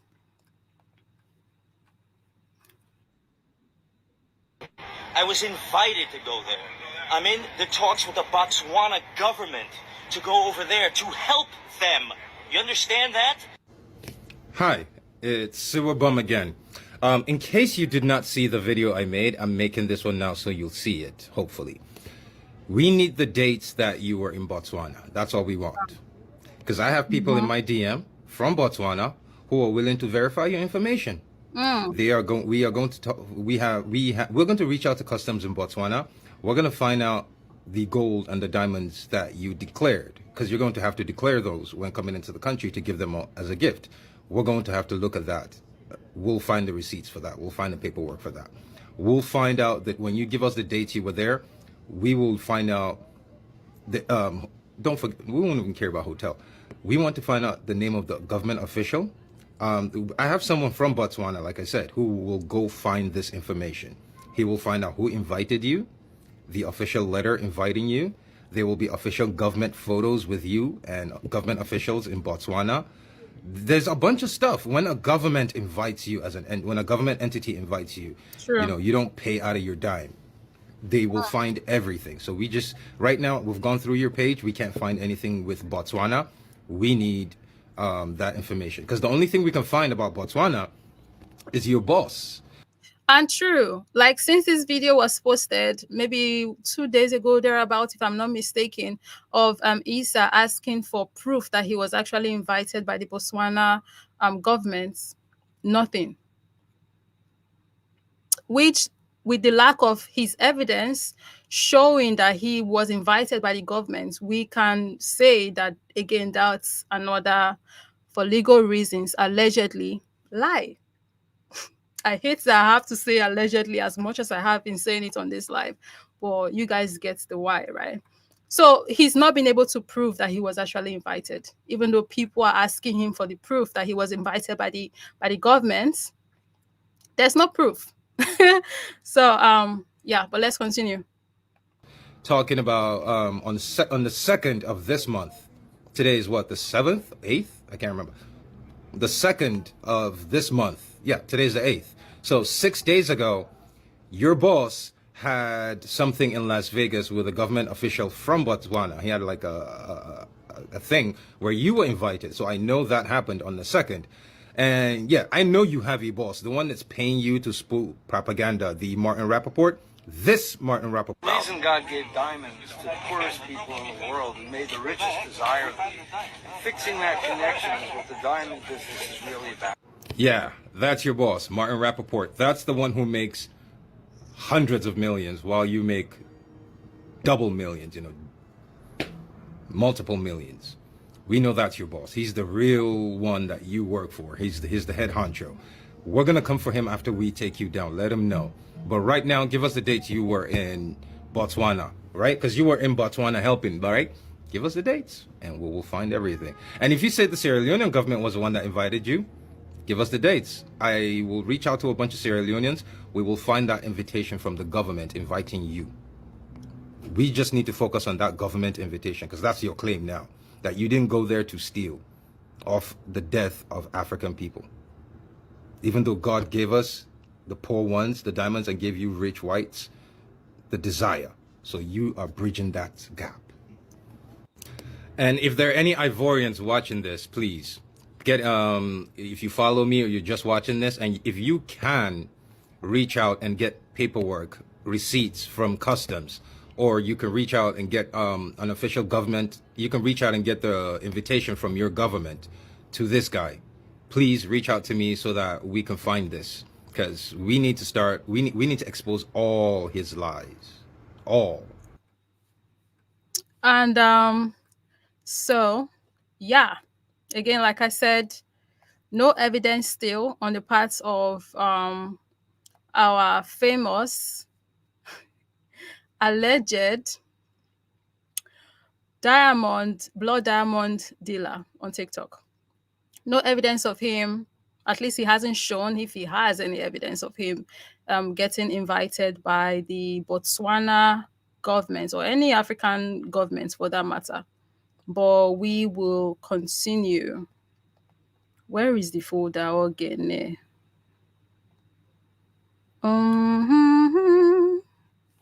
So now I'm going to be going to, what's his name?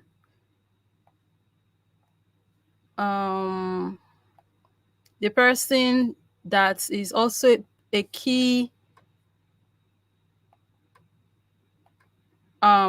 factor in this entire thing, and that is Shadow.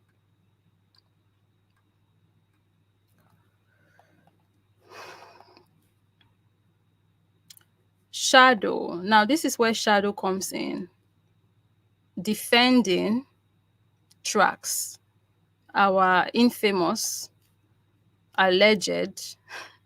Every time I say alleged, oh my goodness, I've said that word a lot this week. Somebody let me know in the comments. Ruby, Ruby said I've said a lot of alleged this week, right? Yeah. Now we go to Shadow and him defending this guy. Because you're using fear mongering to attack Trax NYC for going to Africa to do business. Now, we've all heard about blood diamonds, but it seems like you don't know what actually caused blood diamonds in the first place. There was this rebel group in Sierra Leone called the RUF, and to fund their operations, they would use child slavery in order to mine diamonds. It was actually European countries that fought against it, like the United States. The countries that are really benefiting from these conflicts are other poorer countries. I get it, when you see Trax NYC going to a diamond mine in Africa, it may not look good. And that's because most people doing diamond mining are either doing it as a side hustle to try to get lucky, or they don't have a lot of equipment. And that's what these companies are trying to help provide to these people so they have a safer working environment. Botswana is one of the... And right there, personally, I feel that statement makes absolutely no sense. How many years now have we been talking about blood diamond? Right? Years. From like even before I was born, they've been talking about blood diamond. When did the movie Blood Diamond come out? You don't say. Like, I don't know the year, right? So the conversation about blood diamond is very old. right? Not be today start. When I say old, I don't mean in the sense like, oh, he's old, we are tired, like not that kind of old. Like, I mean, it's been a long while since we've been having this conversation, since it's been a thing that people have been speaking out against and criticizing, right? But now this brother here, right? It's talking about, oh, these companies are trying to help these people who are like, sourcing for these diamonds with the equipment so they are in safe conditions, safe working environment. For how long? If these companies are really out there trying to make sure the African people who are mining for the people who are being exploited, right? That's the real word here, for their work and of course for their natural resources. If these companies actually care about them and they want to help them with the right tools and make sure they are getting well paid, why has it taken this long? But is our brother thinking about this though? Why has it taken these companies? They have the money for sure. They are not lacking in that department. They're not lacking in the finance department. If these companies, like this brother wants us to believe, are really out there doing good work and they're not exploiting the people. This is not a blood diamond thing. They're not doing blood diamond. They are morally upstanding citizen and organization, whatever. They care about the people and they're making sure these people are getting, what they deserve, right? They've been doing this thing. It don't say whether they do them. You are trying to tell me they still, till now, have not been able to get these people with the right tools, the right equipment, the right body protection, what's not, and right pay for all these years? They've been exploiting since. They have the money for sure. Like, let's make it make sense. Spiritual is asking, who is this guy now defending that man? Is one of the sellouts we have from the continent. We have a good number of them, and once in a while they let themselves be known to all of us. And he just like, hell, I haven't seen this guy for a while, by the way. I've known of him. Once in a while when I'm scrolling, I see his content, but I've never really seen a content from this guy made me go, this is somebody I love to follow. I've always seen him in some kind of videos, like the energy is never right, like the way when he's either defending certain things or speaking on, I'm like, what you are saying don't make no sense to me, but I'm not sure why my energy is not just clicking with you. Now when this case unfolded, I'm like, yeah, now I know why I could not really connect with you. Now I know why my energy and your energy just was not just green rama, because you had these tendencies. Thank you for letting me know, because I was trying to feel like what's wrong with me and why am I not feeling this, brother? I could not put my finger on it. But when this situation came, I was like, oh, this is why. Now it makes sense. I'm not the one who's crazy. I'm not the one who just no, that's like, it's not me. It has been you. I don't want to say I'm happy this happened, but this happening really just puts a lot of things into perspective for me and my feelings and, the way everything was happening internally for me whenever I came by his content. I've never come by this brother's content that I actually click on like. And whenever I come by, a brother or sister's content, I always hit that like button, because we know how the algorithm of these social media platforms can be sometimes. So you want to support your brothers and sisters by giving them a like, by dropping a comment to help the algorithm and keep them, showing and appearing on people's FYPs, right? So that's something I do. But whenever I come by this brother's content, I'm always like, why don't I like what's happening? Why can't I don't like what's happening, so I can't like. And I don't know why I don't like what's happening, but I just know I don't like it. And now I know why. But let's continue. So back to what I was saying. If these what did he call them again? Companies really are there doing good, why have they still not helped these people with the right gears to mine, and also with the right payment, because they're still poor? Why is it? And we saw these people in the video from way earlier, right? We saw these people and how the clothing they had on, how they looked when they were mining. They're not well taken care of. So why is 2024? Okay, that video was from 2023. Why in 2023 still have they not gotten the right tools if these companies are there for them? Like, these are the questions. But is our brother he's a brother, right? There's nothing we can do about that. He's here. What can we do, right? Our brother, is he thinking about that though? No. because he's very busy cooling away. But let's continue.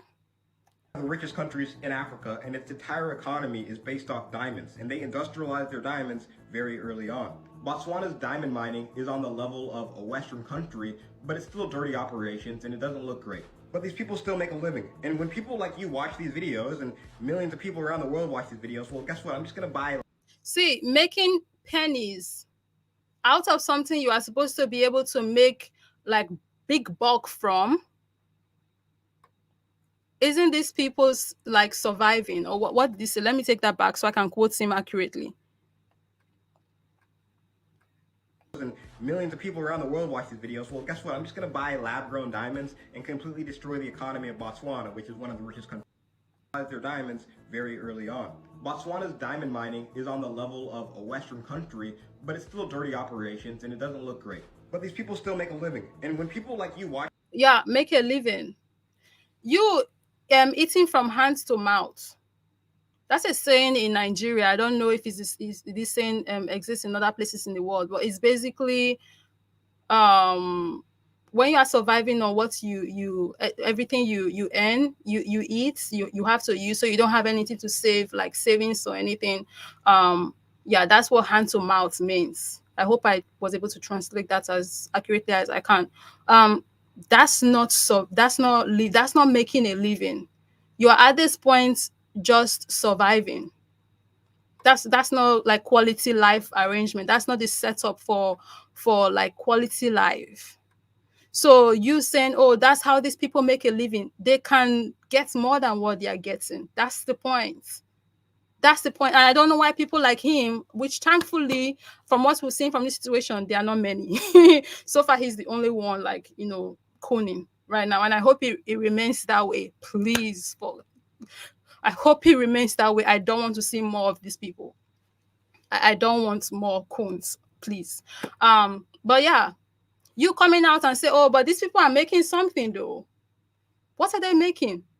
They could make more. Why are you not on the side of, let's try and make these people make more? Let's try and create a situation where these people can actually get what they deserve, their labor's worth, their resources worth, and can live quality life. But no, you want to come out and say, okay, maybe because they give them $1 a day or $1 a week, whatever the arrangement is, they are getting something now. It's cool. That's basically what he's saying. It's not a fair trade. It's not. these videos and millions of people around the world watch these videos, well, guess what? I'm just gonna buy lab-grown diamonds and completely destroy the economy of Botswana, which is one of the richest countries. And so now you are saying, this is again him speaking anti-lab grown diamonds. The reason why people go for lab grown diamonds is because they are not very pro the exploitation going on, which I don't know how some people, these coons, basically process information. I don't know how they do it. Like, you are saying, okay, lab grown diamonds is killing the economy of Botswana, right?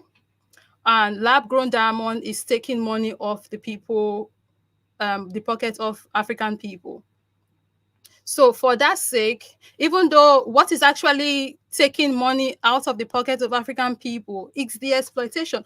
The problem here isn't lab-grown diamond. See, I would even argue if exploitation wasn't really involved, this is my argument. So I would argue if, exploitation, the way it is not involved in how these diamonds are got, lab-grown diamond would not even be a thing. The reason why a lot of people gravitate towards lab grown diamond, I believe if I were to ever get diamond in my life, I would go for a lab grown diamond. But I'm not interested in diamond, right?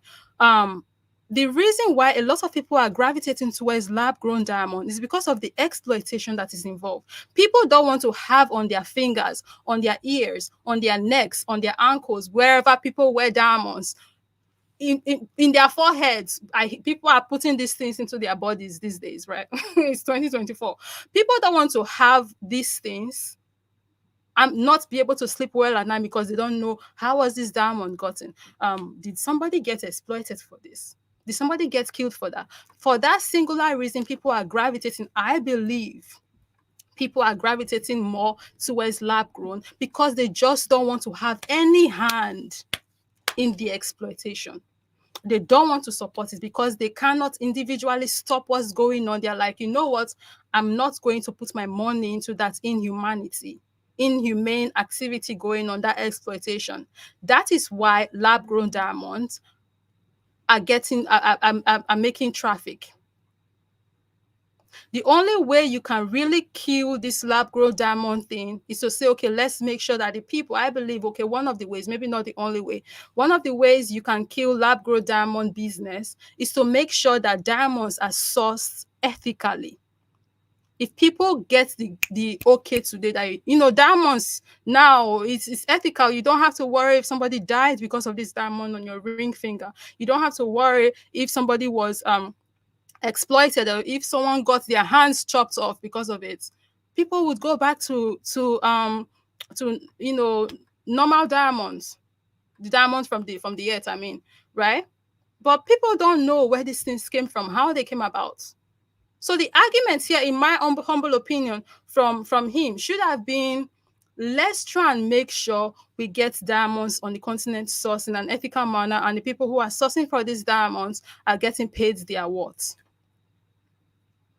Yeah, that should have been the argument, but no. Let's argue that lab-grown diamond is what is taking the food out of African people's mouths, and not the thieves that are coming to take the food out of their mouths by giving them coins, basically, for their labor and natural resources. Like, make it make sense. I hope you guys understand, like, my arguments here. Okay, I think someone is saying, Wakanda Jam is saying, right, but the lab diamonds would be considered fake versus Mother Africa's diamond, hence why diamonds are still sought after. Yeah, I get you. I get you. People want the real and original diamonds for its worth and value. Yes, but a lot of people don't want this original diamond now because they don't know how it was gotten. A lot of people want the fake because they know, at least with the fake, I'm not going to be walking around with a diamond that got that is connected to death or body parts getting chopped off, pain, suffering, and exploitation. That's why lab-grown diamond, I believe, is you know, gaining traction, and they're speaking against it. Not because they care, because they care, and they're speaking against it because it's taking money out of their pockets. Africa off of diamonds. You don't want to do the time to do the research. You rather complain to people and try to get views by making the same video over and over and over again. I'm the bomb who crawled out of a sewer. So that was the last of his arguments, and Issa made a response video to him. And hell, should I even go to that first, or should I should I show the video of how this guy, what's his name, Trax, basically? Oh no, you guys need to see that. The day I would find myself in a situation where I'm getting praised by someone who everybody literally is against on the internet, that's when I will start to know that I'm starting to do something wrong in life and I need to reevaluate. Because Trax made a video about Issa, basically printed a picture and put him up on the wall and said thank you. And Issa was in the comment talking about some oh my god, basically what he was doing. I was like, let me, instead of talking, I would show you. Right, let me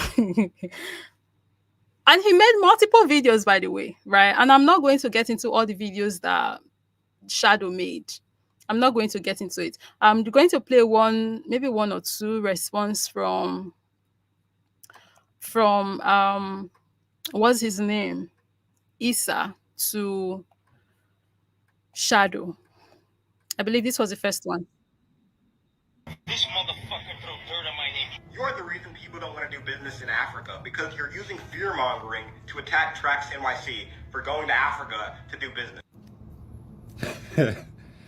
I'm the reason people don't want to go to Africa. Not the shitty policies that presidents have been forced to put in place to ensure that investments do not come. Not the unstable countries and not the instability thanks to foreign interference. Not the predatory loans that IMF puts and forces countries to put in policies that will hinder their own success and growth. Not things like this.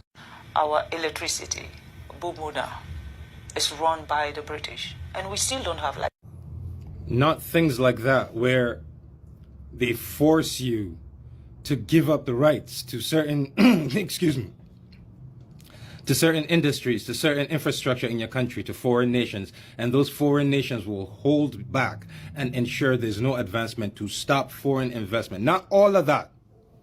Isa nang asabi ko is the reason why they're not coming to Africa. Well, damn. Okay, so what else you got to say? We've all heard about blood diamonds, but it seems like you don't know what actually caused blood diamonds in the first place. There was this rebel group in Sierra Leone called the RUF, and to fund their operations, they would use child slavery in order to mine diamonds. It was actually European countries that fought against it, like the United States. Well, thanks for the lesson, young one. This REF, where did they come from? Who are they? Where did they materialize from? It's always Big Brother who decides. And when you fight and say, no, we are not going to do this, they use the system to stop you. It's either they set you up with the opposition and they'll be supporting the opposition against you from the back, or they cause unnecessary chaos in your country so that you are not able to even govern your own people. You have to have peace before you talk about development. I'll give you a simple... Well, I'll be damned. Isn't that what happens? Outside forces. So let me see. My choices now are to either believe you or to believe the First Lady of Sierra Leone. As you heard, option one, they will find their own person, their own Judas to run for elections. They will fund them, the most funding you've seen in your life. If they cannot seem to find a Judas, anytime you hear that there's a civil war in a certain country, they cannot find a Judas to step up and sell out his people. Once that option is not available, you know what the next option is? You should know. You're South Sudanese. Are you not South Sudanese? You should know about this. You see, in your country, before it split, right? Let me give you a lesson on your own country. Before it split, it used to be Sudan. Now, UAE and a bunch of Arab countries convinced the North Sudanese that you do not belong there. You know why? Because they couldn't find one North Sudanese to rise as a Judas in politics to sell out his people. They couldn't find one South Sudanese to rise as a Judas to sell out his own people. So they went to go found the RSF. But it wasn't RSF then. You remember what it was called? Janjaweed. Janjaweed was created to genocide your people. You know why that was done? Because look at Dubai. Look at Dubai. Look at their oil. They're running out of oil. And right now, what is their number one export? Gold from your country. Dumbass. Actually, European countries that fought against it, like the... And there are, evidence coming out now about how what are they called? Dubai and all these Middle Eastern countries basically are really into this business of smuggling. Yeah. You see a whole lot of what's it called? Diamond and gold in their countries, right? That's something they are kind of known for, this expensive jewelry. But then you start to wonder, do these people have diamond and gold in their as one of their natural resources? Right? That's the question. The United States. The countries that are really benefiting from these conflicts are other poorer countries. I get it. When you see Trax NYC go into a diamond mine in Africa, it may not look good. And that's because most people doing diamond mining are either doing it as a side hustle to try to get lucky, or they don't have a lot of equipment. And that's what these companies are trying to help provide to these people so they have a safer working environment. Ding, ding, ding, ding. It's almost there, but it's not there. Okay, so let me explain to you, Sudanese guy. You see, your people, the Sudanese, right? When the chaos was brought in, the means of living, livelihood. See, once the country itself is organized, there's so many checks and balances in place for the people. There's so many things. But once a country is so disorganized, people don't people need to look for means to survive. You see those side hustles? Go look at how Dubai gets its diamond, its gold. It gets its gold from Sudanese people like you selling gold. They buy it for dirt cheap from you, from selling, and then they in bulk. By the time they buy from a million of you, they've had this much, and they get it out of the country without a sing. They don't pay taxes. They don't declare it. They people like Valcambi are the ones who get it out. No, not Valcambi. Sorry, Kaloti. Kaloti comes in from Switzerland. Kaloti from Switzerland comes into your country and grabs the gold. After buying from everybody for dirt change, they get a whole bulk. They take it out the country, Kaloti. They mix it with the good gold, refine it, and then Valcambi comes in and buys the gold, and then somebody comes and flexes it to us. You getting it now? For them to be able to do that, to buy it from those guys little by little, they need that chaos. And then they come in as saviors claiming to create safe conditions. Oh my God, how slow are you, dude? Environment. Botswana is one of the richest countries in Africa, and its entire economy is based off diamonds, and they industrialized their diamonds very early on. Botswana's diamond mining is on the level of a Western country, but it's still dirty operations and it doesn't look great. But these people still make a living. And when people like you watch these videos, and millions of people around the world watch these videos, well, guess what? I'm just going to buy lab-grown diamonds and completely destroy the economy of Botswana, which is one of the richest countries in Africa, off of diamonds. You don't want to do the time to do the research. You rather complain to people and try to get views by making the same video over and over and over again. Oh God. Botswana discovered diamonds in the 60s. You know why Botswana succeeded? One of the first things Botswana did as soon as they realized they had diamonds was they nationalized their diamonds. But see, Botswana is still an African country. Botswana is still run, Africans are still run by foreign corporations. So do you know who owns the other 50% of Botswana? Botswanan diamonds? De Beers. De Beers. So the reason Botswana is successful is because it nationalized its mines. And De Beers came in quite in time to grab 50% of it. So the Botswana government used their 50 that they get, that they sell legally. That's the reason Botswana has the most expensive diamonds in the world. Go look it up, because Botswana is the only African country where everything is done by the fucking book. Now, Botswana's economy is suffering. Do you know why Botswana's economy is suffering? Because De Beers wants to pull out. Do you know why De Beers wants to pull out? There is a guy named Dan Gertler. Dan Gertler was given a sanction. He had all his assets seized and whatnot. I believe, I'm not sure, because I made a video on it, but a bunch of people came in, so I'm not sure. You could check this out. What I thought was that Trump was one that sanctioned him and took away and closed his accounts, took away his business and everything, and Joe Biden freed.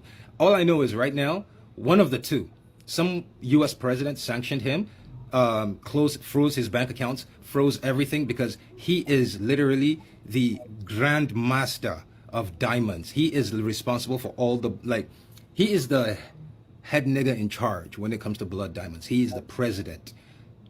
So everything going on in the Congo, he owns Congolese diamonds, Dan Gertler. So as soon as they released Dan Gertler's funds, released everything, and gave him back access to go back and continue what he was doing in the Congo, De Beers were like, oh, well, we could get it totally cheaper over there. So why should we have to, pay these Africans these high prices when we can just run? So right now is, if we shut down the Congo, De Beers has no choice but to go back, and the life of Botswanans goes back up. You get it? All right. I don't know why you made a video defending that guy. I don't know why you didn't even bother to do your research, but I'll say this right now. I think I speak on behalf of all Africans watching this, and a majority of non-Africans who would say kinky sex should have really been introduced into African communities, because we have a bunch of African mothers right now who should have swallowed. But instead, here we are stuck with a bunch of opinions that have no business existing. Ooh. Have a good day, young one. He went there. I had not heard that part of the clip before, but it reminded me of a video from Dr. Umar where he was talking about, like, basically a situation where we can, if there's a way we can, oh my God, Lisa, if there's a way we can, like, make sure we don't have the cones, but unfortunately, there is no way. And he said, "Oh my God, Dr. Omar, why did I?" Let me see if I can find the clip, right? But I'm going to put that clip up. If I can't, I'm going to play the audio. Um, Dr. Umar like really spoke about the situation, and now Isa is saying like the mom should have swallowed. That totally caught me off guard. That's oh Whew. But let's move on. Let's move on though. I'm trying to look for Dr. Umar clip.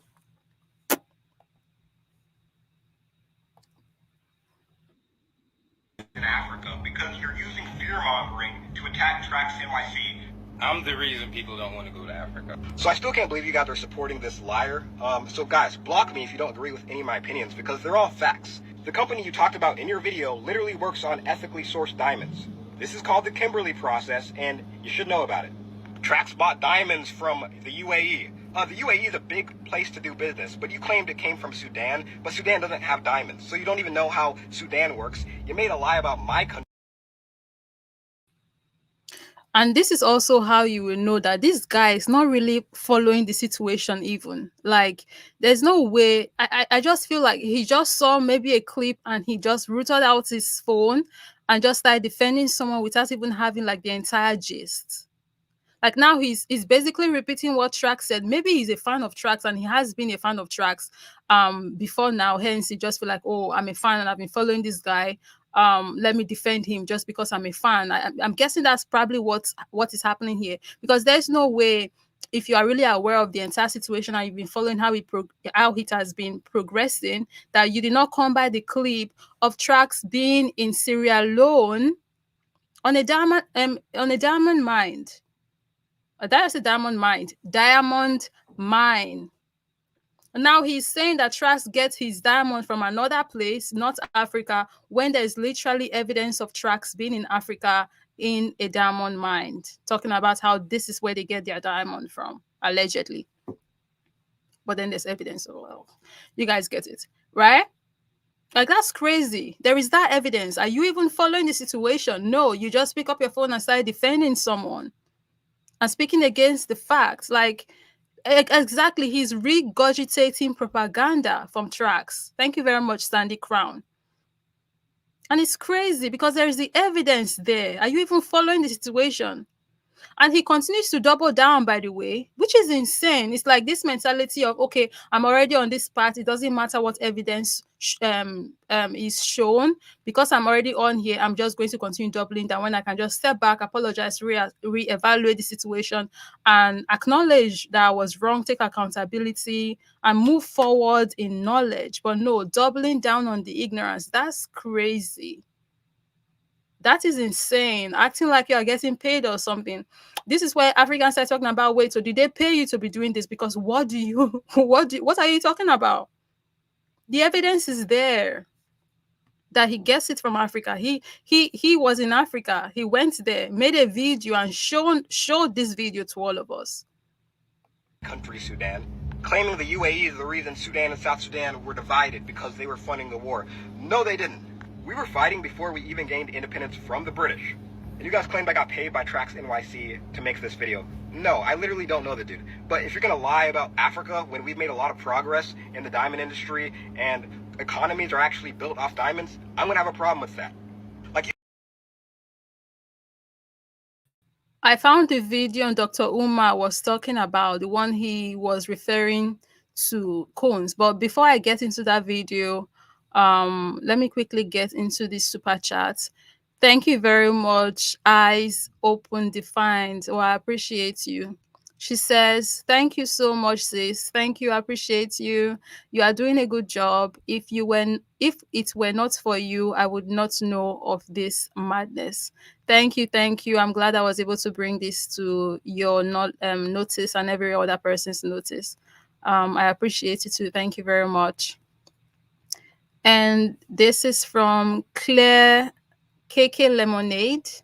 Yes, thank you very much. I appreciate you. Thank you for your support. And now let's continue. I want to share with you guys this is going to be me sharing the audio clip because right now I can't share you the video. But I'm going to share you the clip from Dr. Umar, what he said about the coon. And when I came by the video, like, oh my goodness, it really is something to think about. So this is what Dr. Umar said about coons. Every time an African baby is born, after we pray over that beautiful African life and wish that baby well and wish their parents well, we then have to cross our fingers. We then have to cross that fingers because that little beautiful African baby, that little boy or girl, that divine gift of supreme consciousness, in 20 years could damn well be a coon. In 30 years could damn well be a coon. I'm just giving y'all straight talk tonight. I'm giving y'all straight talk tonight. When we celebrate our high school graduates, you have to step back and ask yourself, how many of this graduating class of 500? How many of this graduating class of 300? How many of this graduating class of 1,000? How many of this graduating class of 5,000 are going to be coons? Your badges. Every time and Legit. Sometimes this is why I'm like, I know I would like to have a baby, but I'm like, what if this baby end up being a coon? I just know. Or if this baby gives birth to a baby that's going to be a coon, and then I'm in the grave, I'm just going to be rolling because I'm going to stand up from that grave and drag that baby into that grave with me. Because you are not going to embarrass me. You are not. It's a real thing. It's something I think about for real. Because there is that possibility. Every single time an African person is born or a descendant from the continent is born, there is that possibility that this child could just decide, I can see my people going this way, but no, I think I want to go this way instead. Like it's sometime, I think 2 years ago, I made this video where I said, I wish we can have like a coon detector or something that can help us figure it out very early where this child is going to face in the future, the path this child is going to take. So that we'll just know from the get-go that, maybe put a mark on the child, coon, so everybody can tell, because these people are a danger to all of us. Like, they put all of us at risk. Because see what this one is doing, literally taking the side of an alleged blood diamond dealer. That is crazy. Even when the evidence is in your face like this, saying, this person is shady, this is shady. But it's like, no, that's the person I want to defend. What? Who would have thought? Though when this person was born, we all celebrated. Okay, I wasn't there. The people around celebrated when he was born. Oh, now we have a boy. Someone to carry the legacy of the family, the lineage, skinny this, that's on the third. You know what the boys they say when the baby is born, especially when a boy child is born. There's a whole lot of celebration because the family has a boy now, and now this is what you are doing in 2024. This is insane. This is crazy.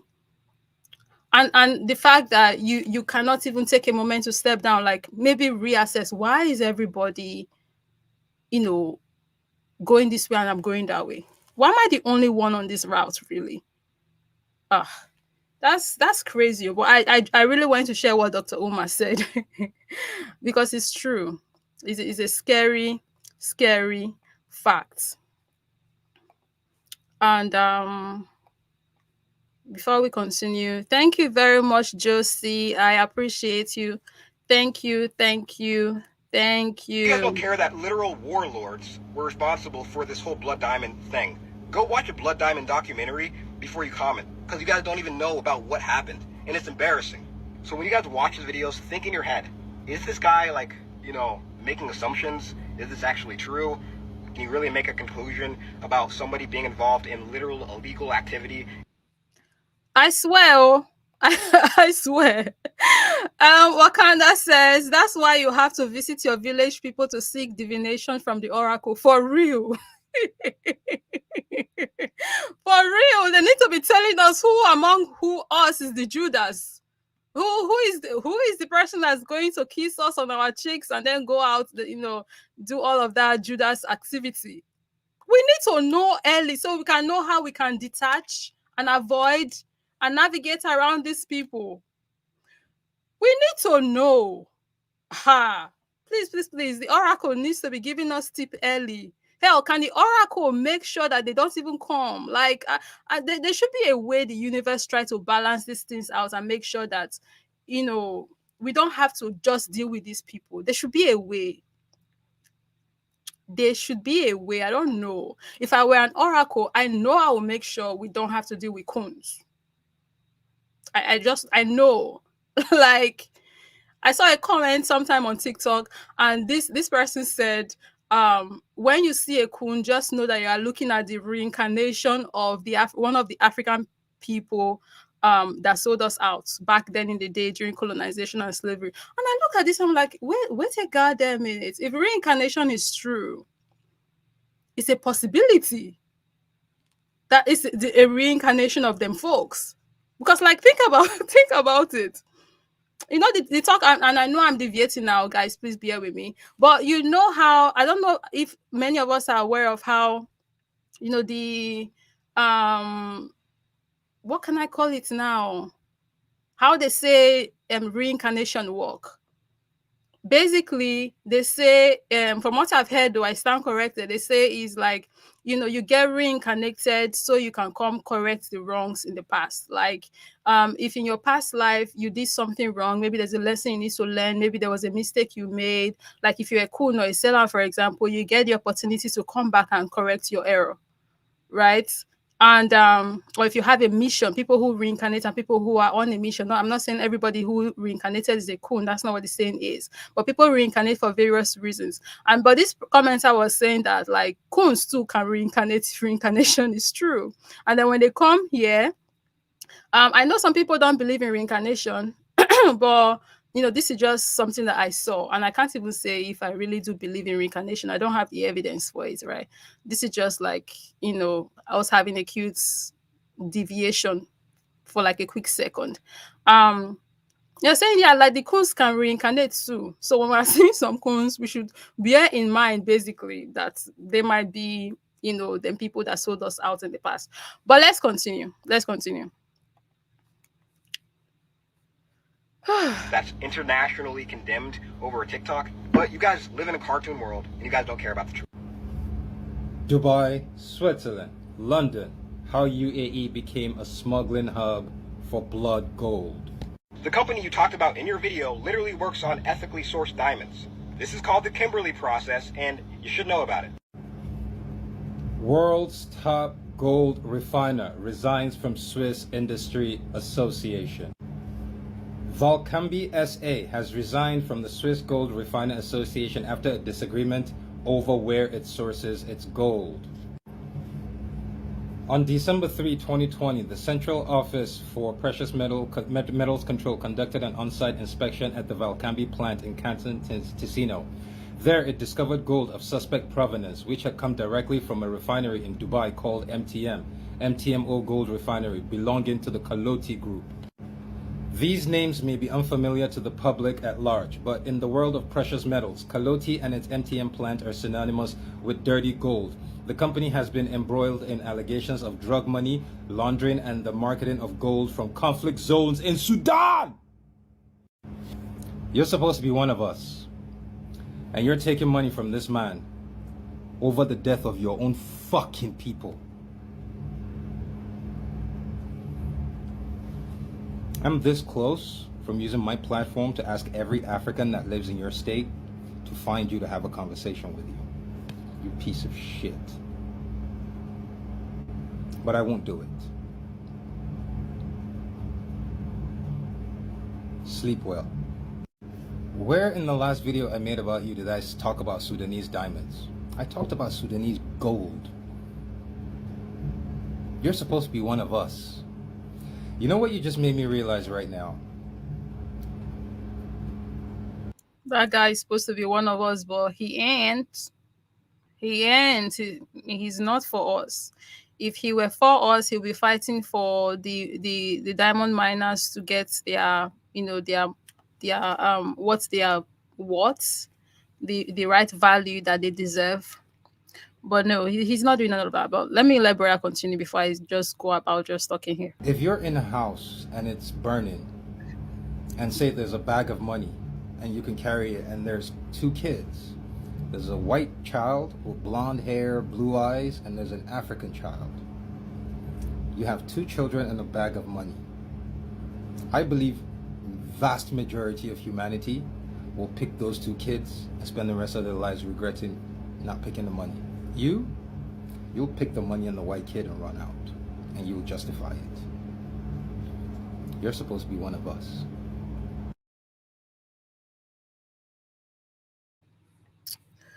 Next, I think this is the last one because the Sudanese guy Shadow kept on making videos, I believe, and for the sake of time, I could not bring all of his videos on here because, like, what's the point? It was just him basically doubling down.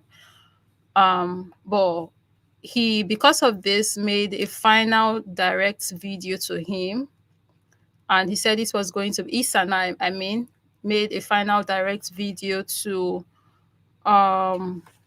Shadow. I believe this was his final video, but then again, like I said, the situation is still unfolding, so who knows? Maybe he made another, but he made this one, and he said this was the last video he was going to make on the situation addressing Shadow. I'm going to play this, and then after this, we're going to be talking about the video where Trax, the alleged blood diamond dealer, made a video praising Shadow for his connery, basically, for lack of a better terminology. That's what we're going to call it. Young Sudanese kid, it's obvious you're part of his damage control. You clearly don't know who you're up against. You clearly don't know what you're up against. You clearly don't know this argument. You know I was talking about gold. I don't know, somehow you brought up Botswana and diamonds. So we covered Botswana and diamonds. Before that, I talked about gold, how Sudanese were picking gold. At no point did I say anything about Sudan and diamonds, and you know that. But somebody, your handler, the person who's sending you Venmo or PayPal or Cash App to do this, sent you a talking point, said deflect. I'm sending you this now to say, stop it. If you make a video, I'm not going to respond. After that, I don't think you have nothing to talk about anymore. I heard you're adopted, and that's cool. You clearly are one of those that's okay with it. I don't know. If at your old age, you see everything going on in this world, and you're comfortable, you're perfectly okay selling your own. I don't know what to say. Just don't respond. Don't make any videos. This is between me and Trax, because the reason I'm making this is somebody said something in the comment and it got to me. He said Trax got two black people fighting each other now. So I'm not going to respond to you. You're an absolute dumbass kid. And what you've done, you see how big this is? You've literally just cemented yourself for every black person right now. You'll have a bunch of people in your comments, yeah, rock on. You know there are troll farms. You know there are farms in India and where some act as black Americans, some act as Africans, and they try to create diaspora wars. So you know some of the black people that are following you are probably not really black. But to us, the real ones, you literally just put your face out there right now. And you just told everyone that you would absolutely sell out your own. That's what you just came on here to tell us. Because everything I'm doing is because there are people somewhere who think anyone whose skin tone looks like yours is not even a human. And look, they this you're adopted because someone thought you did not deserve the resources for your land, and the white people adopted you, and now here you are defending them, and that's fine. But know that you've marked yourself. I won't reply to you anymore. Just shame on you. Shame on you. I need you to imagine that scene from Game of Thrones. I know you think black people were all degenerates but think of that scene from Game of Thrones. Just think about Howard University graduation, and you're walking down and everyone's just throwing shit at you. Shame. Shame. And by the way, just wanted to since I know you might be a little slow, when I said sleep well, you know how when people ask, how do you sleep at night knowing you did? There was no point asking you, because I know you will sleep well at night, knowing that right now in Juba, because you're like, oh, I saw you in your comments, you're like, oh, there's peace. Right now in your own fucking country, in South Sudan, do you want to know how bad it is in South Sudan? Some South Sudanese are actually going to Sudan. Because Khartoum is where the violence is in Sudan, right? Some South Sudanese, I watched this with my own two eyes on Al Jazeera. Some South Sudanese are actually going to refugee camps in Sudan. That's how bad it is in your country right now. And you're taking money to defend the people that are doing it to you. Sleep well. Shame. South Sudan refugee crisis explained. Sudanese have fled to neighboring countries and 2.2 remain internationally displaced. 2.2! South Sudan was established as a new country in 2011 after a deadly civil war, which the Janjaweed, who are now the ones doing the civil war in Sudan, they were the ones created to genocide your people. That's why you have your own country. Who is fleeing Sudan? The vast majority, over 83% of those fleeing Sudan are women and children, with children making up to 65% of the total South Sudanese refugee population. They are survivors of violent attacks. And in many cases, children have been separated from their parents and are traveling alone. That's how you ended up being adopted. Where are the Sudanese refugees living now? The majority of Sudanese refugees are living in neighboring countries such as Sudan. In the video I made responding to you, remember when I said South Sudanese like you were picking gold as a side hustle because of chaos created so that Kaloti can come in and buy it for dirt cheap and take it out of the country and go refine it in Dubai, so that Valkambi that you were defending, that is the reason you right now you're not chilling with your mommy and daddy. Right now, that same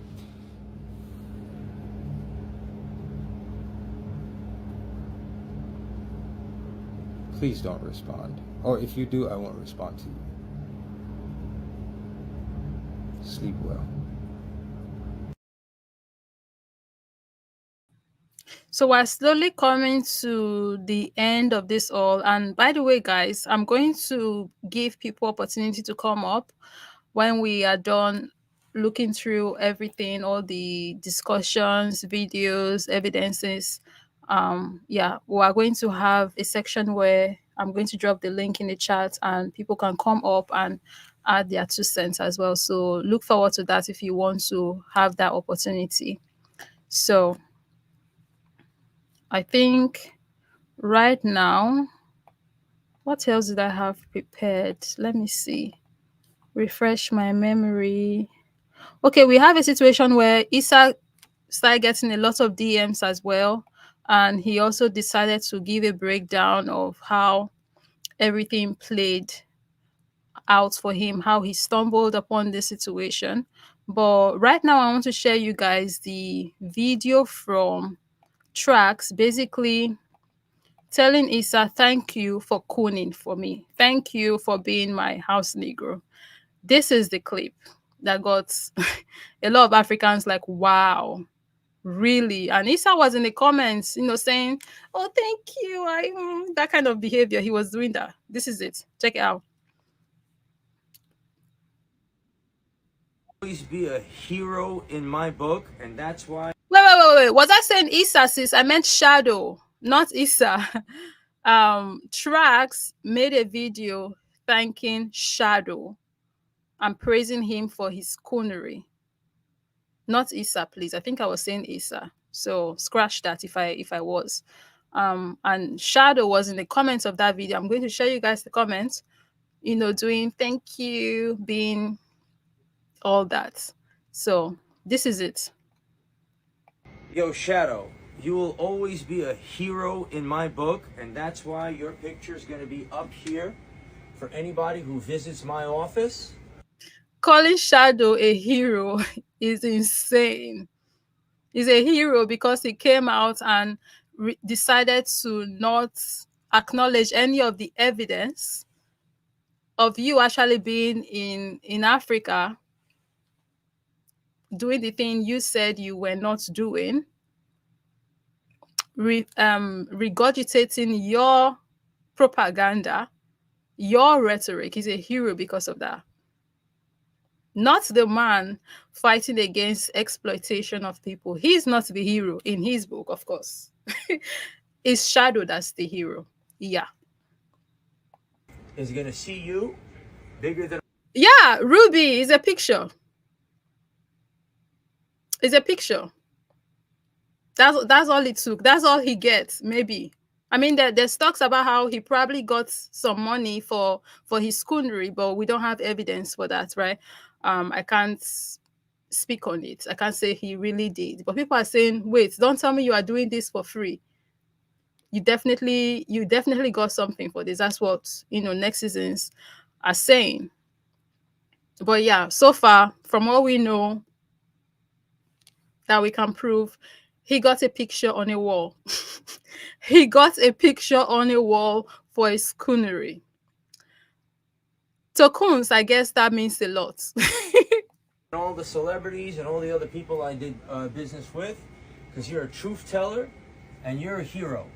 And anybody in any country in the world, if you take the best of your society, the truth tellers, the intelligent people that really have your interest in mind, and you lift them up, you're never going to fail. You're always going to succeed. But if you listen to the liars, the deceivers, and you believe them and you eat their shit, you're going to be in their garbage. So Shadow is in the Issa is in the garbage, and Shadow gets his picture up on the wall. And Shadow was in the comments doing this. Let me show you. Where is it?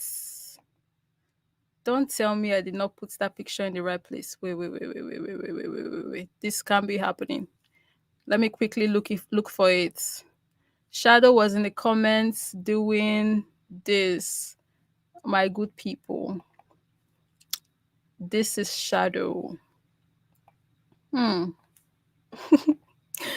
I almost have it up. When that video went live. Ooh. This was Shadow in the comments. Oh, it's so small, but I hope you guys can see it.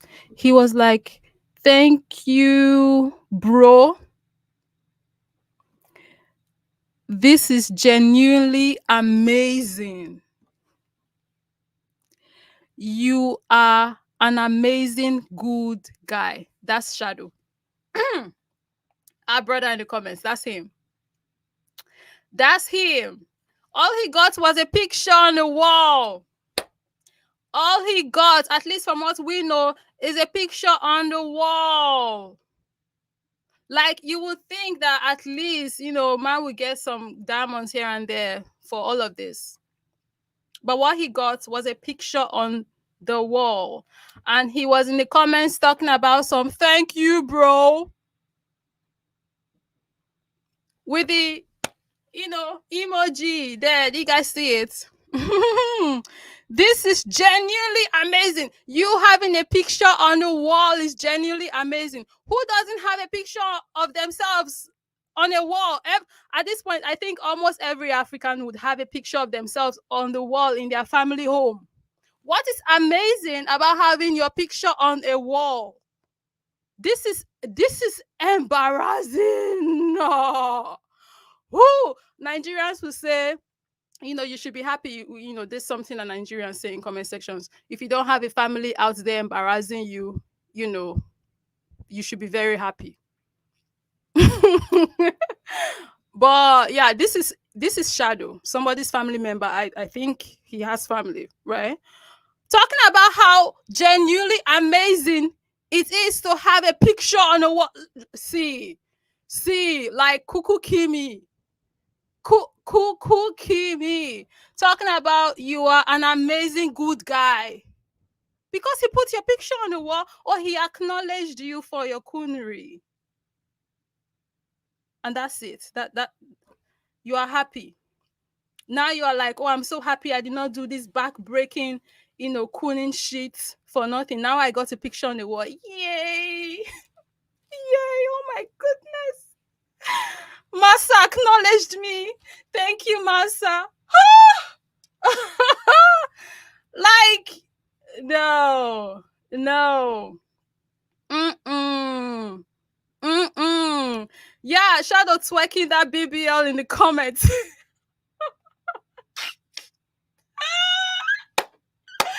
I'm laughing. It's funny and not funny at the same time. He's twerking for real, like, mm, mm, mm.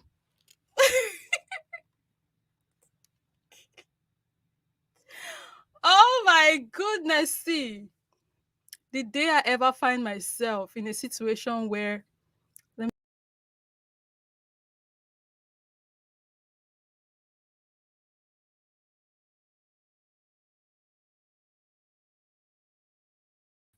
by them coon and by them folks, that's when I know that I'm actually doing something wrong. That's when I see, I said it. The day I'm going to wake up and I go into my comment section, and or rather I see people making them folks making videos about me, talking about some, oh, Ivie, we got you. Oh, you are one of them good ones. Oh, this, that, and so on. They are praising me. I have to go back and really reevaluate what I've said so far, because that is scary.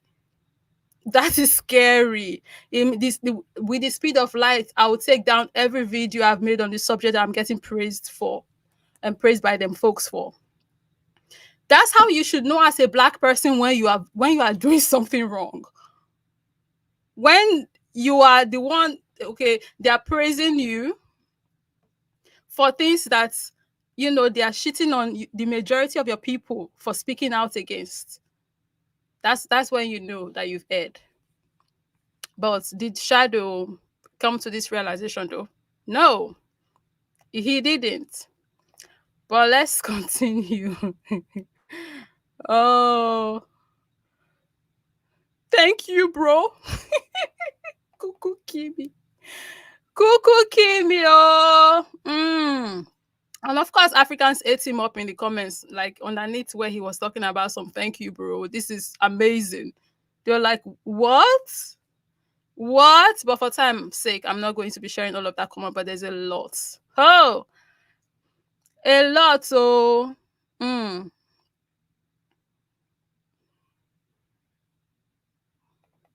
and next stop, next stop, we're going to be looking at, um, let's see.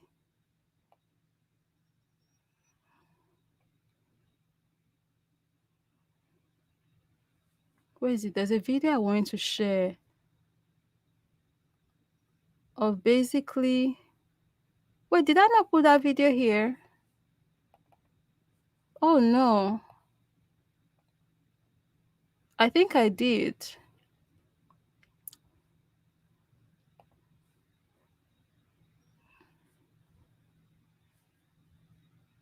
Yeah, so we got to a point where the pressure was now too much, I guess, for Trax to handle. and he started making some decisions, taking down websites from his page because, everybody was, on him, right? While he was spiraling, he started making some comments. There was a comment where he was caught basically admitting to, the alleged Blood Diamond situation. A comment now that I think has been taken down, but it's the internet, nothing before people screenshots, right? So we're going to be looking at all of that right now.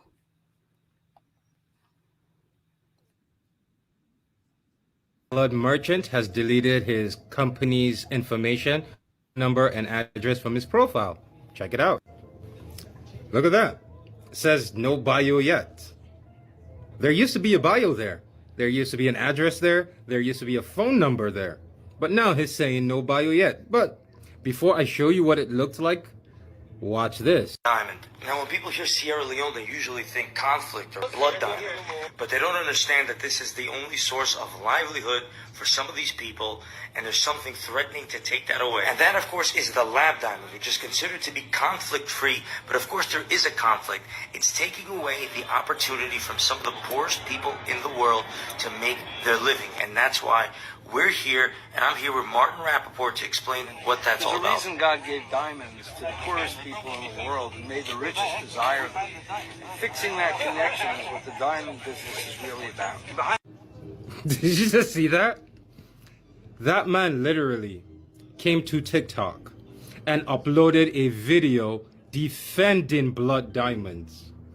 He said the biggest threat to blood diamonds are lab-grown diamonds. Because if everybody starts buying lab-grown diamonds, where will he find African slaves to work for 70 cents a day or 70 cents a week so he can make $77,000 an hour? Where will he find them? If you're wondering what his bio used to look like before I made that video yesterday, I'll show you. So that's what bio used to look like before I made the video yesterday. He took it down. That's his phone number. That's his shop address. If you go to that address in New York City, you'll find a man who is so proud of blood diamonds and exploiting Africans that he's uploading it here, telling you if you buy lab-grown diamonds, where will he find slaves to work for 70 cents a week? Where will he find 8-year-old children to work in the mines till they're exhausted and unalive them and they're unalived so you can get your nice little diamonds? Where will he find them? Yeah. So a lot of you that keep saying African leaders, African leaders, African leaders, God damn it, this cat. I don't want to make this video so long, so I will upload another video explaining, showing you, and from the mouth of an African leader, telling you what happens when they say no. Also, just wanted to check. Did y'all hear what that guy said? God gave us, the poor Africans, the diamonds, and gave, I don't know, the Europeans, the whites, or is it Israelis? He gave them the desire for the diamonds and gave us poor Africans. So those that are saying me sending people to his profile is adding more money to his account, and no. A lot of you are thinking small, and I'm not trying to be disrespectful, but do you think a man who goes to Africa, who spends money to invest in weaponry, to destabilize a nation, to threaten a president and his family so that they can mine and steal resources for free, do you honestly think that man cares about TikTok revenue? The most he can make on TikTok, the most, maybe 100 grand a month. That man makes that an hour off the resources he steals. What this is doing is bringing attention to how he got his wealth. You see, now he has removed his bio from his account. The more we do this, the more attention it brings. Eventually, some media will pick it up. That's what we want. We want to bring attention to this. We want to bring attention to the people who are unabashedly and unashamedly out here in the West flaunting wealth that they've gotten off the death of African children. Thank you. And next is this, before we go into the comments. Hit the blood merchant so much that he came to my video to leave a... Oh, this is a comment one. But anyways, here we are. Comment. Let me show you what the comment said. He says, hey, my diamonds and gold from New York. My diamonds come from Indian polishers and my gold come from scrappers and melters. I was invited to Africa on a trade mission and I brought my own to give. So which one is it? Is your gold from New York? Because it says Indian polishers. Where do those Indian polishers get it? What gold mines or diamond mines do they go to? Because you made a video. You know what? Let me just upload it. Now, when people hear Sierra Leone, they usually think conflict or blood diamond. But they don't understand that this is the only source of livelihood for some of these people, and there's something threatening to take that away. And that, of course, is the lab diamond, which is considered to be conflict-free. But, of course, there is a conflict. It's taking away the opportunity from some of the poorest people in the world. That's a video of you in Sierra Leone, in an African diamond mine in Sierra Leone, defending blood diamonds. So you're telling me you brought your own New York diamonds from a diamond mine in New York to Sierra Leone where miners are mining for diamonds? You brought your diamonds from New York to Sierra Leone to give away? Like, make it make sense. You brought you came for a business trip in Africa. You were invited to a place that have diamonds and gold. But then you brought diamond to come give people that have diamond. And if it's the government truly that he came to meet, according to this his story, that invited him, the governments, they themselves, I'm not sure they are lacking diamonds and gold. So he came to give gold and diamond to a group of people who already have gold and diamond. Make it make sense. Make it make sense. These people be thinking that they are talking to fools. Yeah, diamond and gold from the Lulu land. I swear. From the Lulu land, for real. Is that what you're saying? Amazing. Unless you were talking about the gold. Trax NYC, I'm calling you Mr. Trax NYC. So, scrappers and melters, you scrap and melt enough gold to go to Africa, to Sierra Leone, where they have gold to give what? I need you to know, those Indian what mines in New York do these Indian polishers work in, Trax NYC? Because I know you and Dan Gertler, funded by the Israeli government, are funding wars in Africa, killing my people, so you can get rich. I know that. We are now on to you. You got away for so long. We are now on to you. I see this comment. So right now, I just want to know, where exactly are these diamond mines in New York that these Indian polishers go to get you diamonds from? And does he ever answer these questions? No. He has not told us where the Indian polishers get their diamonds. He has not told us, giving us the evidence for his invite by the Botswana government. Nothing. Like, none of these answers and questions get answered because, like, as we can guess by now, he probably doesn't have the evidence to show because, you know, he's allegedly lying. And again, I'm saying allegedly because legal reasons. I can't prove that. But lack of evidence, I think, does prove that, right? No evidence. Just talks. Just word of mouth. That's it. Believe me, bro. That's what he's saying. Or trust me. Remember this famous rant? This famous melt? There's no stopping. There's no ignoring. There's no bullshit. I don't have anything to fucking hide. You fucking dumb bastards.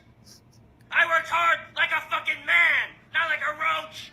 I don't need a PR team or to hide about anything. I've got God, cocksucker. What the fuck do you have, you begging bitch? Nothing. You'll know your fucking place when I'm done with you, you rat! Yeah, that famous rant. Well, it turns out it was absolutely for nothing, because now we have the blood merchant in writing. So this is a video posted to his page where somebody went to go comment and said, if you're paying someone 36 cents a day to mine diamonds, then it's a blood diamond. You aren't, but every person you buy diamonds from most likely does, unless they are lab diamonds. Look at Trax's response. Proof he knows he's purchasing blood diamonds. People dig for their own stones, and they sell them for whatever they can. Do they get ripped off? Sure, but they have to learn, then make money. And there it is. When there's a war. So basically, they are the ones that decide how much they want to buy these diamonds. That's why it's blood diamond, basically, right? They would not want to buy it for a high rate because that's how they make their money, from exploiting people, giving them coins, giving them pennies. So they sell it at whatever rates that they can, because these people would not want to give them high rates for it. They are struggling to sell these at a high rate, so they have to settle for the very low rates that these people are offering. That's why it's blood diamond. That's why it's blood diamond. And notice how he was just on Hinge, how many seconds ago? Like, please, man, you look crazy. Get your ish together. Get your ish together. Completely insane. Anyone who have nothing to hide, I don't think you'll be acting that way. Again, just provide your evidence for everything that you are saying. Vindicate yourself with evidence. You should have that. Yeah, hit dog holler. He was hollering. He was hollering. You don't have to do none of that. All these huffing and puffing. You don't have to do that. Like, if you are this, good guy that you want us to believe, you should have your evidence. Give us the evidence that the Botswana government reached out to you and invited you. There should be an email. There should be something. But nothing. Huffing and puffing only, and using swear words and being just very unhinged. That's the evidence we've got. There's no system. It's a banana republic. It's every man for himself. Then there's starvation. You can send people who are starving to go mine for diamonds. Exactly. Like, calling somebody a rat isn't how you get away from something like this. Calling somebody a sewer bomb or a roach and whatever other name he called Issa, that's not how that's not how oh my goodness. You would think with all of that money there would be some etiquette. That's what you would think. Like, with all of that money, you'll be able to have some kind of composure. You're able to carry yourself in a classy manner. Present yourself to the world in a respectable manner. You would think with all of that money you get that, but no. I guess money can't get you there after all. Money can make you wise. Money can make you classy. Money can make you into a respectable human being if you were not a respectable human being before. But all of that money, look at the attitude. And then you see Issa the entire time just calm, like a decent human being, using eloquently expressing himself, his opinions, his thoughts. But Oga Trax, sewer bomb, roach, rat. Like, what does that have to do with the conversation? And this is the thing. Another thing, if they don't have backing arguments, something logical, reasonable evidence, then they attack, they insult your looks, your personality, call you poor, broke, whatever. Like, okay, fine, yeah, he's broke. I'm not saying Issa is, like, that's how the route they go, right? Okay, he is. Okay, moving on. Next, now, can we get back on track with the arguments? What he said, can you address that? No, they would never address it. It's the insult. And all of this stuff. That's what usually people who don't like to take accountability have a problem with taking accountability. that's usually how they rule. They would never address points you raise. They would just go to insulting you, shaming you, and all of that ish. Diamonds and gold for you. When there's no war, infrastructure is in place, everything is in place, there's checks and balances. No one can just go to a mine and start digging. No. The same way in the United States right now, I cannot just go to Texas and start digging a hole for oil. I cannot. I have to follow checks and balances. I have to go through an entire process. But see, if Mexico decided to bring civil war into the United States, while the United States is in chaos, any one of us can go to New Mexico, can go to Texas, can start drilling till we find oil. And there's nothing the government can do because there's chaos in the country. And while we're drilling for that oil, we'll start selling it for dirt cheap to Mexico. And Mexico will start exporting it. That's literally what blood diamonds are. You start chaos for the sole reason of destabilizing governments and destabilizing societies, so that when everything is destabilized, you can take opportunity of people's hunger, of people's stress, of people's everything, and get them to go mine natural resources for you for dirt cheap. He admitted it. People got to do what they got to do. They got to learn. Any other ethical jeweler's response would have been, yo, that's absolutely messed up. I would never do business with these people. I would only do business with those who do it by the book. His response, do they get ripped off? Sure, but they got to learn. And then they got to make money. People got to do what they got to do. That means in his head, those guys doing the mining, one of them has to learn to work his way up to a warlord. He has to learn. See, that's why he posted this. Know anything about me. Second of all, say thank you to me, motherfuckers. Okay? That I even visited anything over there or did anything for anybody. Now, what does he want us to thank him for? Let's talk about Africa, particularly Sierra Leone, where I got a chance to visit and bless people. Yes, you saw that. That's him in Sierra Leone as a guest of the government, blessing us, poor peasants, with change, and he wanted us to thank him for that.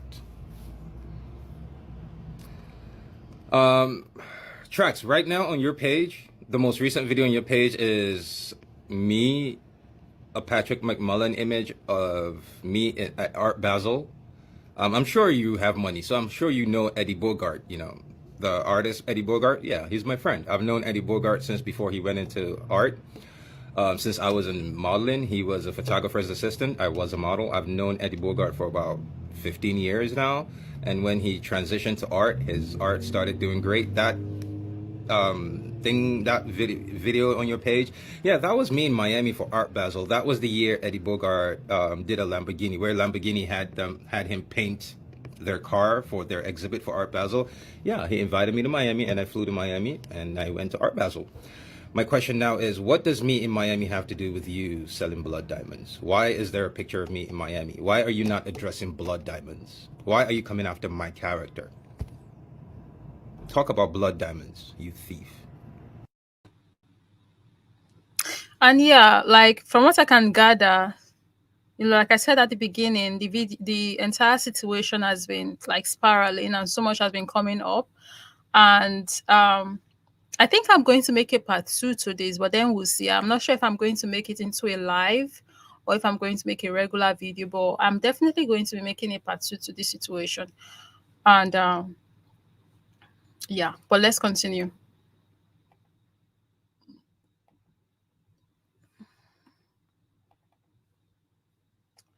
So right now, I think I'm going to be putting, okay, very quickly, let me share this video from UN. Sorry, about the UN getting caught, basically smuggling gold. I said I was going to share this earlier. Here goes.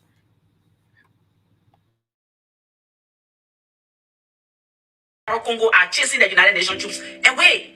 So this is what they are doing. Guys, every country that have United Nations troops, they are there looting for the people.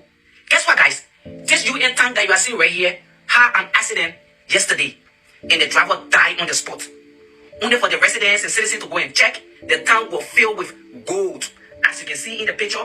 But how long these people have been doing these things, carrying the people natural resources, with a United Nations tank. This has been happening in Congo for a very long time, and I believe it is since the UN had the opportunity to enter that side of Africa due to the things that were happening in Rwanda in 1994. You can look that up. They haven't left because Rwanda and Congo are neighbors, like back-to-back kind of neighbors. So they infiltrate themselves because when the war started in Congo in 1996, we saw them like, oh, they got here fast. You see what I'm saying? These were also the people that were getting us out of school and get us to safety with the little blue cast that they like to wear. Those are the one with the journalist asking us dumbass questions like, how do you feel when we're dodging bullets? Anyway, that's beside the point. But what I'm saying is that the UN rotate its employees, whatever, in Congo specifically. They will rotate them around in places like our towns in the east side of Congo, right? That's where majority of the natural resources everywhere, but majority of it is on that side. So they rotate, which means that they go around collecting employees from different places. So we've seen Australians, we've seen European, we've seen Americans all the time. And then I think maybe 12 or 15 years ago, they started to bring in Asians. Okay, so we've had Japanese, we've had Taiwanese, I believe, we've had Chinese, yes, we've had, and they all come in like we work for the UN. And however, you would think that they're like, these people kind of understand a little bit how these situations work because you've seen oppression, right? By the way, this sister is a Congolese, and her credit to her is at Mama Africa on TikTok. No, they're just as mean to Congolese people, to the citizens, as their white counterpart. So there's no difference. This is why people in Congo are upset, because anyone that works for the UN, specifically the ones that are not black, let's just put it that way, they're mean. They're dangerous. Now, for the people who like to say, like, why aren't people fighting back? Why aren't people doing this and doing that? People aren't. I think about 10 days ago, there was a massacre of about 100 or somewhat that number of people who would literally want the UN out. This has been going on for about 6 years now. People will go and set their cars on fire, whatever, because they want them out. And then because everybody's under the thumb of some kind of white supremacy power, including the government, including our military, so they would show up and they would just pew pew the people, the citizens. Yes, citizens who don't have weapons. They use what they have. Yeah, they're going to throw rocks. They're going to do what they can, but you punish them by putting bullets in them or creating some type of insecurity around that particular neighborhood to make it so unsafe to, as it's like a punishment for them, right? Like, now you got the whole neighborhood unsafe, as if we are the one that's creating insecurity by trying to remove them out of there. There's an article you can read of what just happened in Congo in the city of Goma. That's Goma. You can look that up, trigger warning, and this just happened 10 days ago. That is one of the places that the UN has set up shop where people don't want them there anymore. These are young people. Ever since they were born, these what's been there. So people are really tired because they're like, you're not bringing us the security that you claim. We don't have employment, nothing, but you're just out here roaming all weekend, partying it up, you know, in your fancy ass car while you're out here, like, just acing your way around through their women and children and boys. They really don't care. So, like I said, like a lot, like this matter is deep. It's deep, and it has been going on like this, and the West is very much involved, the UN very much involved in all of it. All of it. But I think before I put the link in the chat so people can come up. And another thing I want to say is, like, okay, maybe when we get there, we'll talk about it. When we get there, I think I should share some of the DMs from that Issa received, because they add to the conversation, the details in there. Watch this. So I receive a DM from someone, and I'm covering their name for, I don't want to show it. But this is the message they gave me. They say at 23:19 in the video posted at his website where he's in Africa. Please take a look at that part. If I'm correct, it says from the digger directly to New York, and I'm like, huh, that's interesting. So I went to his website. This is what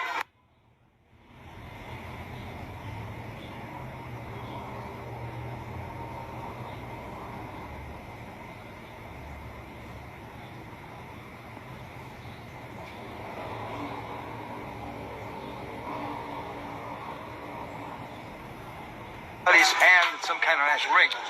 It's very challenging to be able to trace those diamonds, but they are doing it here. So a great congratulations to the Beers and Jim Fair for coming up with a system to actually follow the diamond from the digger all the way through the system to the retail jeweler in the United States. So it's all about fair business, essentially.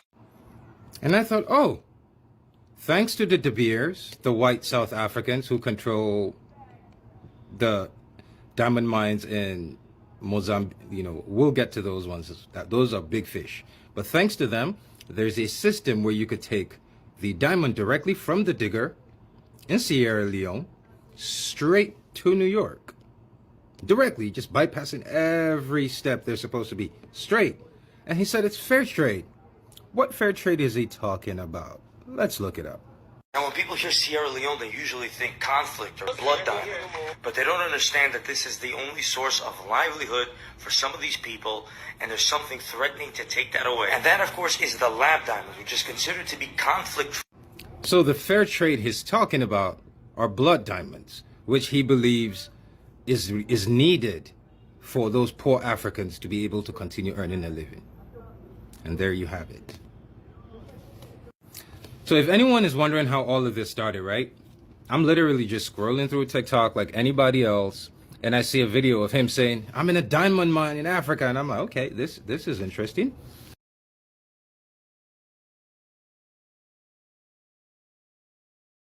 I'm muted. So we're going to get to that later, how he basically came about the situation, because he made a separate video. I mean, on here is like slightly sharing it, but he made a separate video really breaking it down, and I want to play that like separately.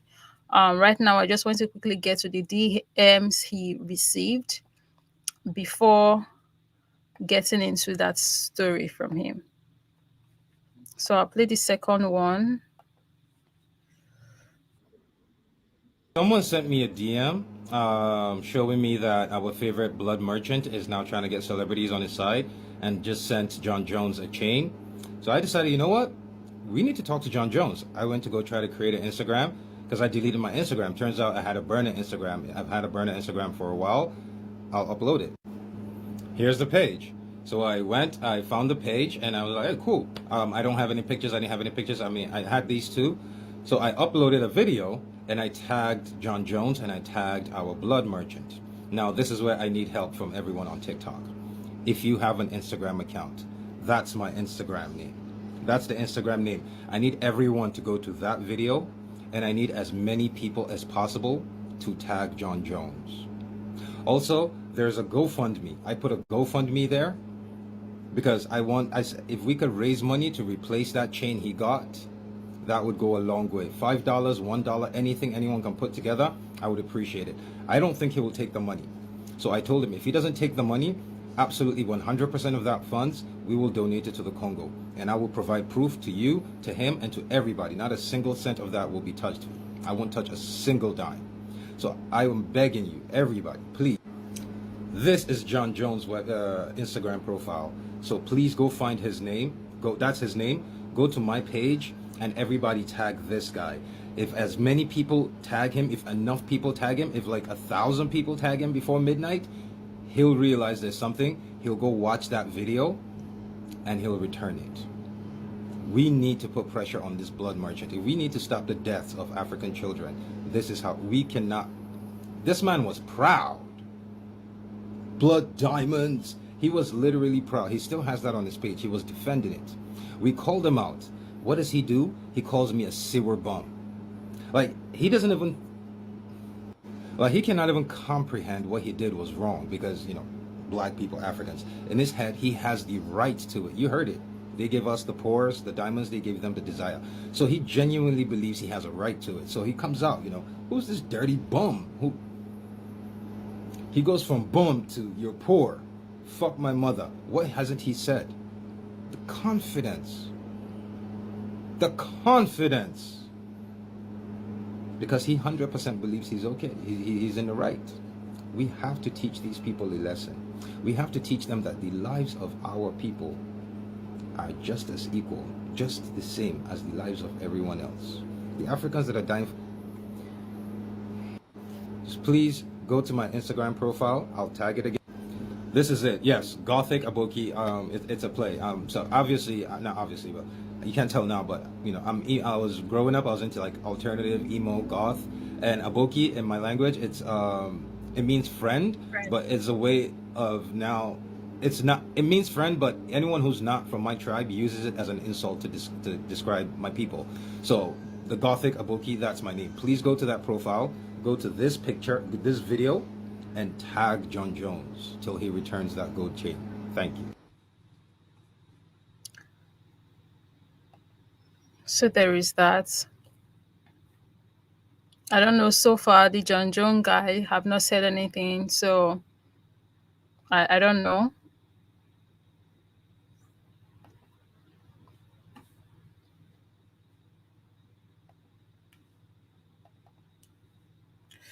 I think we're almost at the end of everything here.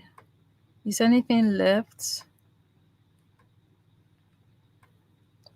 Is anything left? I think what's left is probably this Isa sharing a bit of history. Okay. I should share this before I open the chats for. Money's on the table right now, okay? So we're gonna open up the first box, and what we have here is a lot of. Wow, those are a lot of diamonds. I'm curious to see where this goes.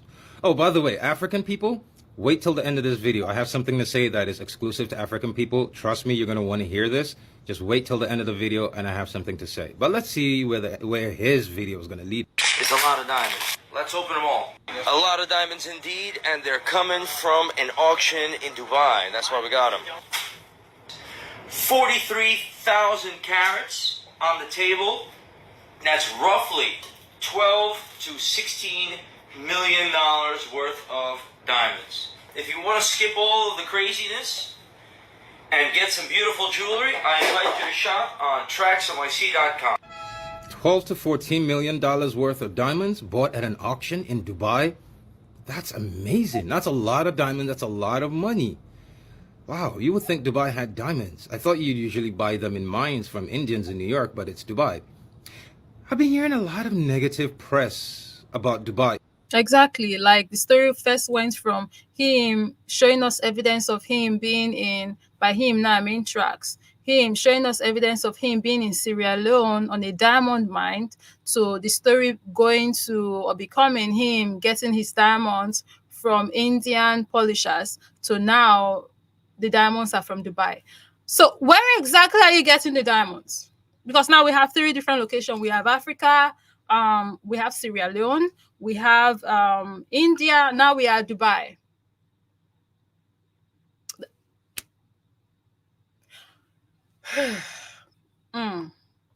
In our little anti-genocide circles. I wonder why. Let's see if I can make a connection. Hi, it's day 198 of the war in Sudan, and I'm here to give you a quick and dirty of what's been going on.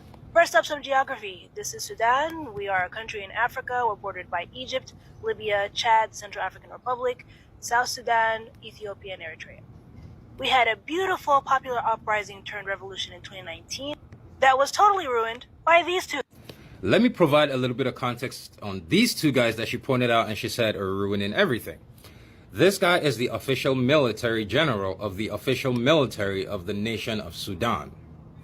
This guy is the guy leading the forces who want to take control. But let's go back to his origins.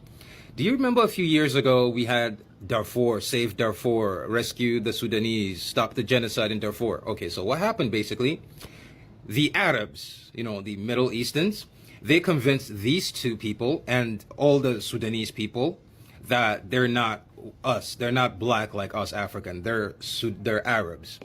So they convinced these 2 that these 2 are Arabs, and that the black Sudanese that live in their country, the South Sudanese, who now have their own country called South Sudan, those people are invaders, and they needed to unalive them to get their country, make their country pure and Arab. You know what this reminds me of? Sorry, guys, for deflecting. I don't know how many of us followed that story back then, or rather, maybe I should start from, I don't know how many people follow Abba and Preach and their, back and forth and disagreements with Fresh and Fit, and especially when Fresh and Fit, that is it, the Myron. I can never know, my brain can never take who is Myron and who isn't. You know, when the lighter skin one among the fresh and fit was doing those raid to the things, throwing Nazi signs and wearing KKK hoodie, and I think he even used the monkey insults to describe a particular black person at the time, right? That particular guy is from South Sudan, and all of that anti-blackness that like is displayed, like it traced to like, where did he get it from, where he's from. Sorry, not South Sudan, Sudan, right? There's a whole lot of anti-blackness that comes from people. No, I'm not saying all people from Sudan is like that, but there is that mentality of they are not really black. And I know I'm deviating here, but it just came to my mind because, like, I think it's Myron, the light skinned one in Fresh and Fit.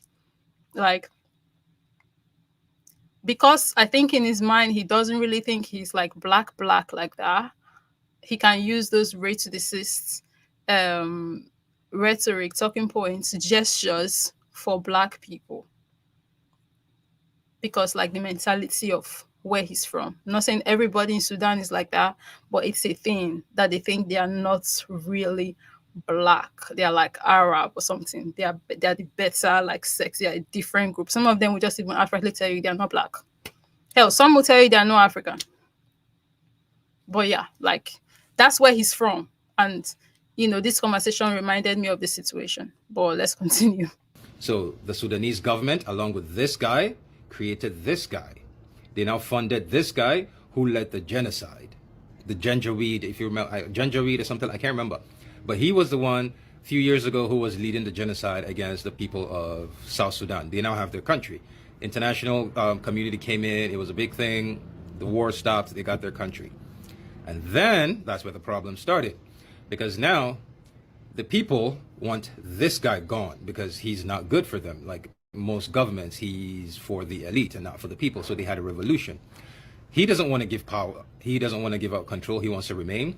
In comes this guy who said, well, you created me to go unalive a bunch of people, and I feel like it's my calling, and I was created to lead the country. So this guy decided to start leading the revolution. He claims his claim is he's trying to preserve democracy.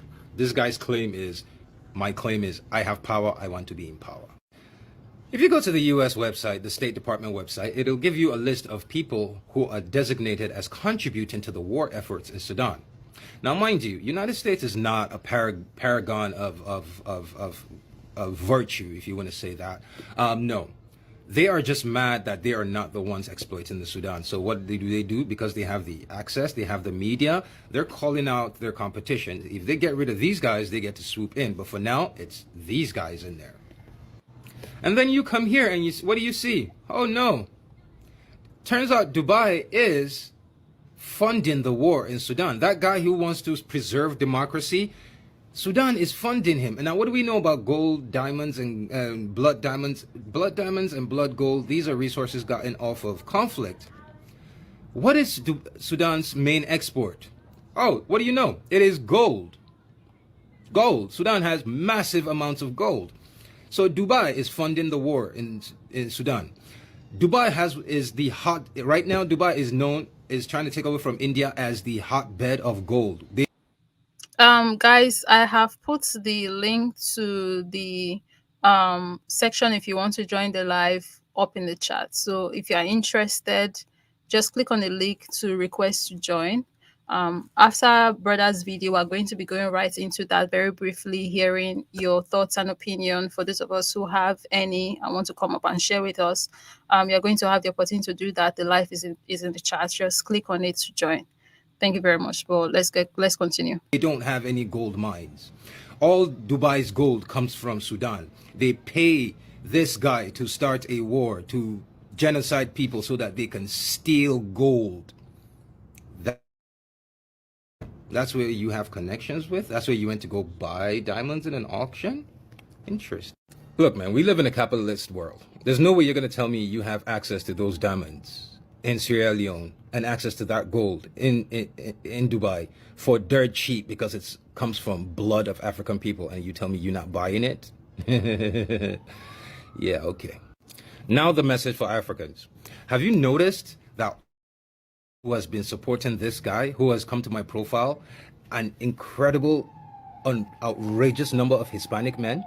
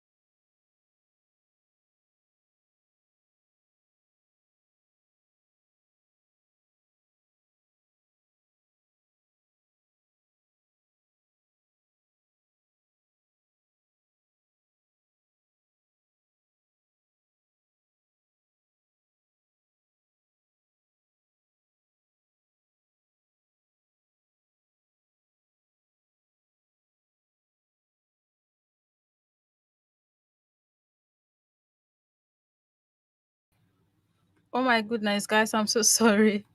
I had a technical problem just now. My Wi-Fi just disconnected. I don't know what happened. But we are back. So sorry for the breaking transmission. I'll be added a talker for English. But let's get back to the video. Okay, I see someone in the chat already. But let's just finish brother's video first. Again, those who want to, if you want to join the live, the link is in the chat for that. What video was I even playing? The order now has been, okay, I think this is the one. Money's on the table right now, okay? So we're gonna open up the first box, and what we have. Oh no. Turns out an incredible, outrageous number of Hispanic. Look, man, we live in a capitalist world. There's no way you're going to tell me you have access to those diamonds in Sierra Leone and access to that gold in Dubai for dirt cheap because it comes from blood of African people, and you tell me you're not buying it? Yeah, okay.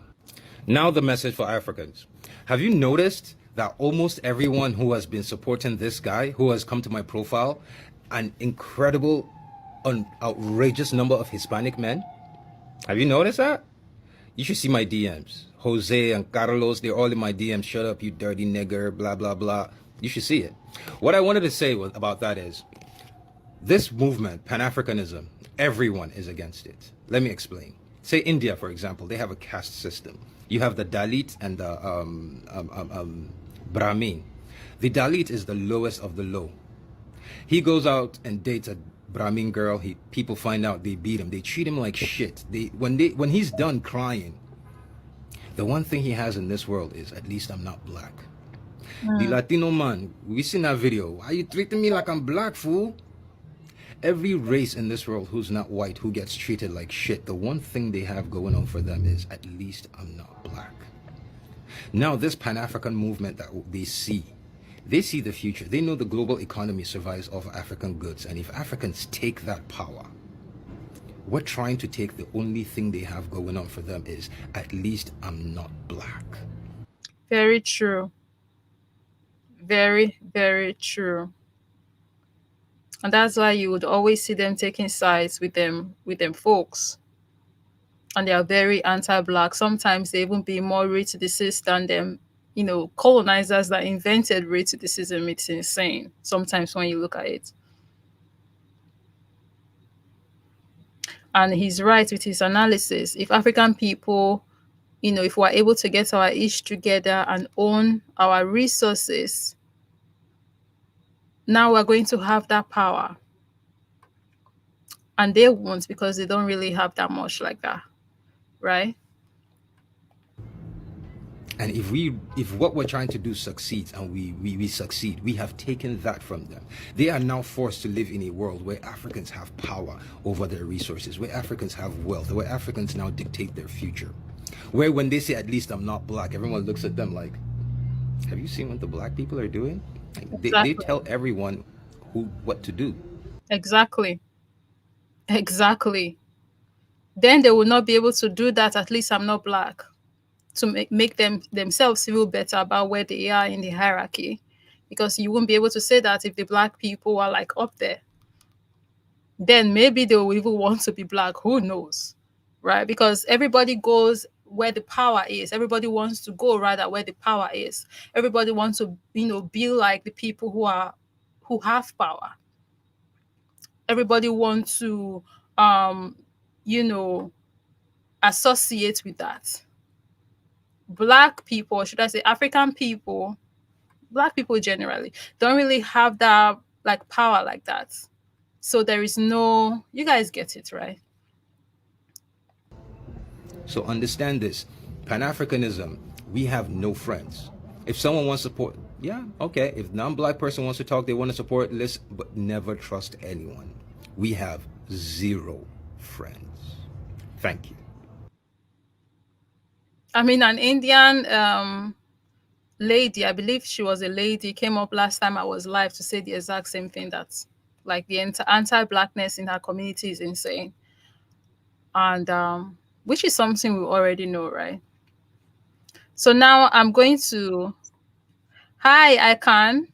It's time to have conversations with people who want to come up again. The link is in the chat if you want to do this. I think I'm going to spend 30 minutes Hello. conversing before we end the live. Hi. Yeah, Hello. hello. Good evening. Good evening. Nice speaking with you again, I can. How have you been? I'm all right. I feel traumatized. You feel me? What? Um, I feel this program is so detailed. It's traumatizing me, and Why? it's like sometimes we feel powerless. It's like these people are so persistent, and our people are so hard to get angry. Hmm. You feel me? Our people, like that little boy, gets angry at our own people very easy. But when it comes to these other people, our people, most of our people are asking, like the Pan Africanist ones, why are you so angry? You feel me? When we should be asking, why aren't you angry? Hmm. Don't you see a reason to be angry? Our people is in real a dire situation at this point, because you have some of us don't think anything is wrong. It's terrible. You understand, Miss Anita? Yeah. Yeah. So I don't really want to talk over your program. These are the things I just want to say. Is like, um the way these guys are getting away. Because who that guy, he's not the only one. For sure. Yeah, For he's sure. not the only one. You know about that Indian dude in Zimbabwe. You heard about him, right? That Mm-hmm. big gold scandal. He's in every country, meeting every president in East Africa. Some Indian thief. You feel me? A lot of Mm-hmm. a lot of white people and other nations have have it's like Africa, and Africans don't understand this. Africa is operating under white privilege. All of Africa, north and south, especially north and south. But our indigenous black Africans are are trained to operate under white supremacy, where they deny blacks from privilege. So I'm saying we need to fight for black privilege in Africa. And when I say black privilege, I don't mean privilege over black people. I mean blacks having privilege over every other race in Africa. And we should enforce that. You see me? Where you don't have no rights, or you can't, like, if our people offend you in any way, none of our people can go to jail for you. Do you understand what I'm saying, Anita? I I get mean, you. like, let me tell you something. It's not about fairness. This world is not about fairness. It's about self-defense and self-preservation. And we Mm. have to preserve Africa and Africans. And we have to do it whether it's right, whether we do a right thing to maintain our indigenous black countries, or we do right to maintain it. We don't matter what we do to maintain black privilege in Africa. It don't matter I think the whether thing is it's we have to start thinking about our interest first and only, and because that's that's what what I'm the saying. other, yeah, that's what the other groups of people do. They think about themselves first and only themselves. So that's what we need to start doing. Yes, yes, Ivy. Let me tell you something again. Our Okay, African please, people. one second, Mr. Akanfire. Maheru, I see your request down below, but I can't bring you up because I think there's something wrong with the connection there. So if you can go out, hell, I'm going to kick you out so you can request again. Hopefully your request will come in properly this time. So the link is in the chat. You can continue, sir. And one more thing, I'm going to be staying to like only 4. On 4, when we hit the 4-hour mark, I'm going to be ending the live. So please, if you want to come up, like, let's do it as quickly as possible.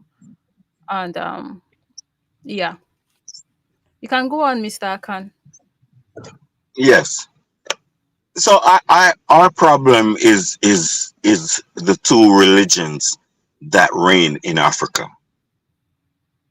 How can two religions that have a history of only directing their wickedness to black people, uh, it's only black people they maintain wickedness for hundreds of years, and we as black people, I think they're just hiding things from us, and and we need to videotape everything in Africa.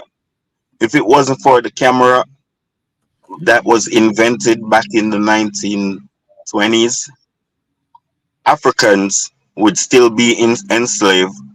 There wouldn't be a civil rights in America, and the colonies in the Caribbean would still be maintained by white people. It is because white people have always tried to keep their image clean. So because cameras wasn't invented, they get to roam the earth censored. You feel me? And do as they like the Native Americans. You feel me? And Mm. they would have done it to Africa if Africa wasn't so vast. You see, they have control over South Africa.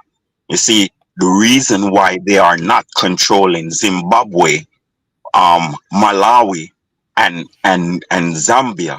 The reason they are not controlling these areas, including Namibia, is because of Angola and Cuba, or else they would have wiped everybody out of that and proclaim all of themselves Africans. A lot of Mr. people don't Khan, sorry understand for these things. cutting you Excuse off, me. but I want to give Mr. Heru an opportunity to speak because we have limited time. So I'm so Of sorry. course, So of course, Mr. Eru. I will let you conclude, like 1 minute to conclude, so Mr. Maheru can have his opportunity to speak. Yeah, yeah. So I just think that my main thing is all Africans need to pick up their and Jamaicans need to pick up their phones and videotape everything and post it, because that is what going to save Africa. If in Kenya, if it wasn't for video, they would kill every last most of these little boys and throw them in the gutters. They would have done it. They started already. It's just because of the internet saved those kids. The internet saved those kids. So I'm proclaiming to my African brothers and sisters, use the cameras and the phones and save Africa. Ma'at, Ma'at, Eru, respect. Thank you very much, Mr. Akan. Hi, good evening, Mr. Maheru. Hotep, Uber Raw. Yeah, Thank you it's a for great joining it's a us. yeah, it's a great platform that you and a great topic that you're talking about. Just to add on what he was saying, that I know this has been going on all the way to the Berlin conference. That's been happening in Africa. And um these fraternities, these what you call so-called fraternities, what you call Freemasonry, have been doing this doing this in all levels, not only in the gold and diamond industry, but politically, with religion as well. That that like the brother just said before he left, the standard was Ma'at, was the what the Europeans call the goddess Ma'at, was the standard that um our ancestors down the Nile River followed. That's why we have a class called the House of Atan, which means the ancient Tahutian teaching of the Neteru, what the Europeans call gods, which were what looked just like us. That was the ones that brought the spiritual system to Africa. So yeah, so I think the only way that we're gonna be able to unite is with our indigenous teachings.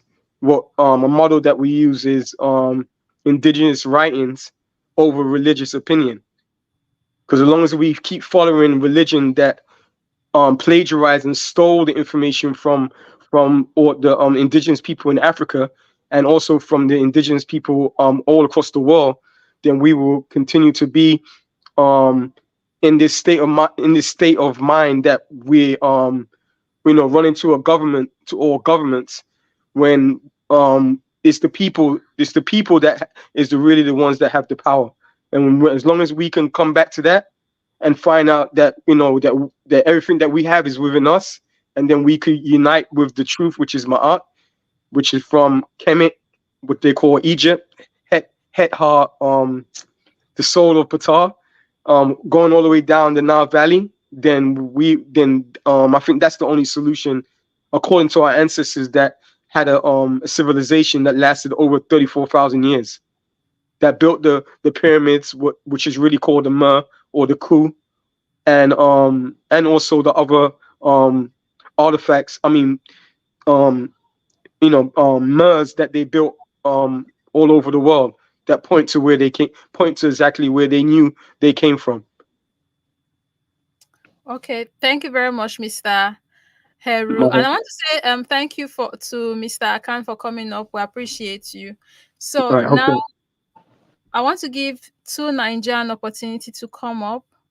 very quickly before I end, because I'm going to be ending um at the 4 hour mark. We've been here for a good while. To Nigeria, if you are there, Yeah, greetings, good yeah, evening. EVA. Yeah, thank you for having me, and well done for the work you have been doing. Thank you. Um, yeah, I'll try to keep it brief. I know, people, you are busy. So yeah, you know what? I can fire said something about our people are hard to unite. Mm, Um, I think that is because we are perceiving it differently. okay. We are a lot more united than we like to think. It's just that we've not had a catalytic event to really prove it.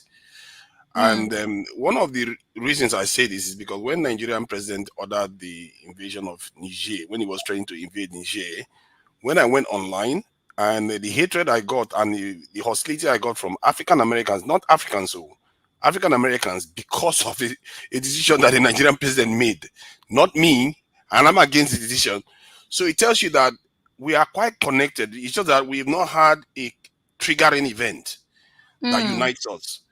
And yeah. um, and if you look at African countries, you don't see Oyibo people showing up there bombing the whole place, killing people in Africa. You don't see that. It's they use our own people. That's why they do that. They go to Afghanistan with soldiers, they go to Iraq, they go to Syria, but in Africa they don't show up like that because they know if they come into the Black African space, that's going to galvanize us. I've been here in the UK, where like young children from the Arab world will leave school and go and fight in Syria against Western soldiers because they feel an affinity towards the Arabs in Syria. And this is what Africans have never been given an opportunity to do because they know if they do that, they are going to wake up 1.4 billion black people around the world. Mm, Um, one thing I want to reference to this, it was when Mao Zedong of China made a comment once. He said that he thanked the Japanese for invading China because without that, the Chinese would never have woken up. And that tells you what happens when the people are attacked and they feel attacked directly. It galvanizes them beyond words. You don't need to convince them anymore. You don't need to tell Awasa man to work with Igbo man. You don't need to tell Muslim to work with Christian. Everybody works together to fight, and then they go on to do great things after that. If you look at the Asian countries, the same process they all went through the same process, even if they were not even united. Look at Japan and Asia are fighting, and China. They have rivalries. Taiwan and China has rivalries. South Korea and North Korea. So it tells you, what does that tell you? It tells you that what we are lacking is a term that I use, collective intelligence. It's like our collective intelligence has not risen enough for us to be able to become truly active, and they've kept us mm, asleep all this while.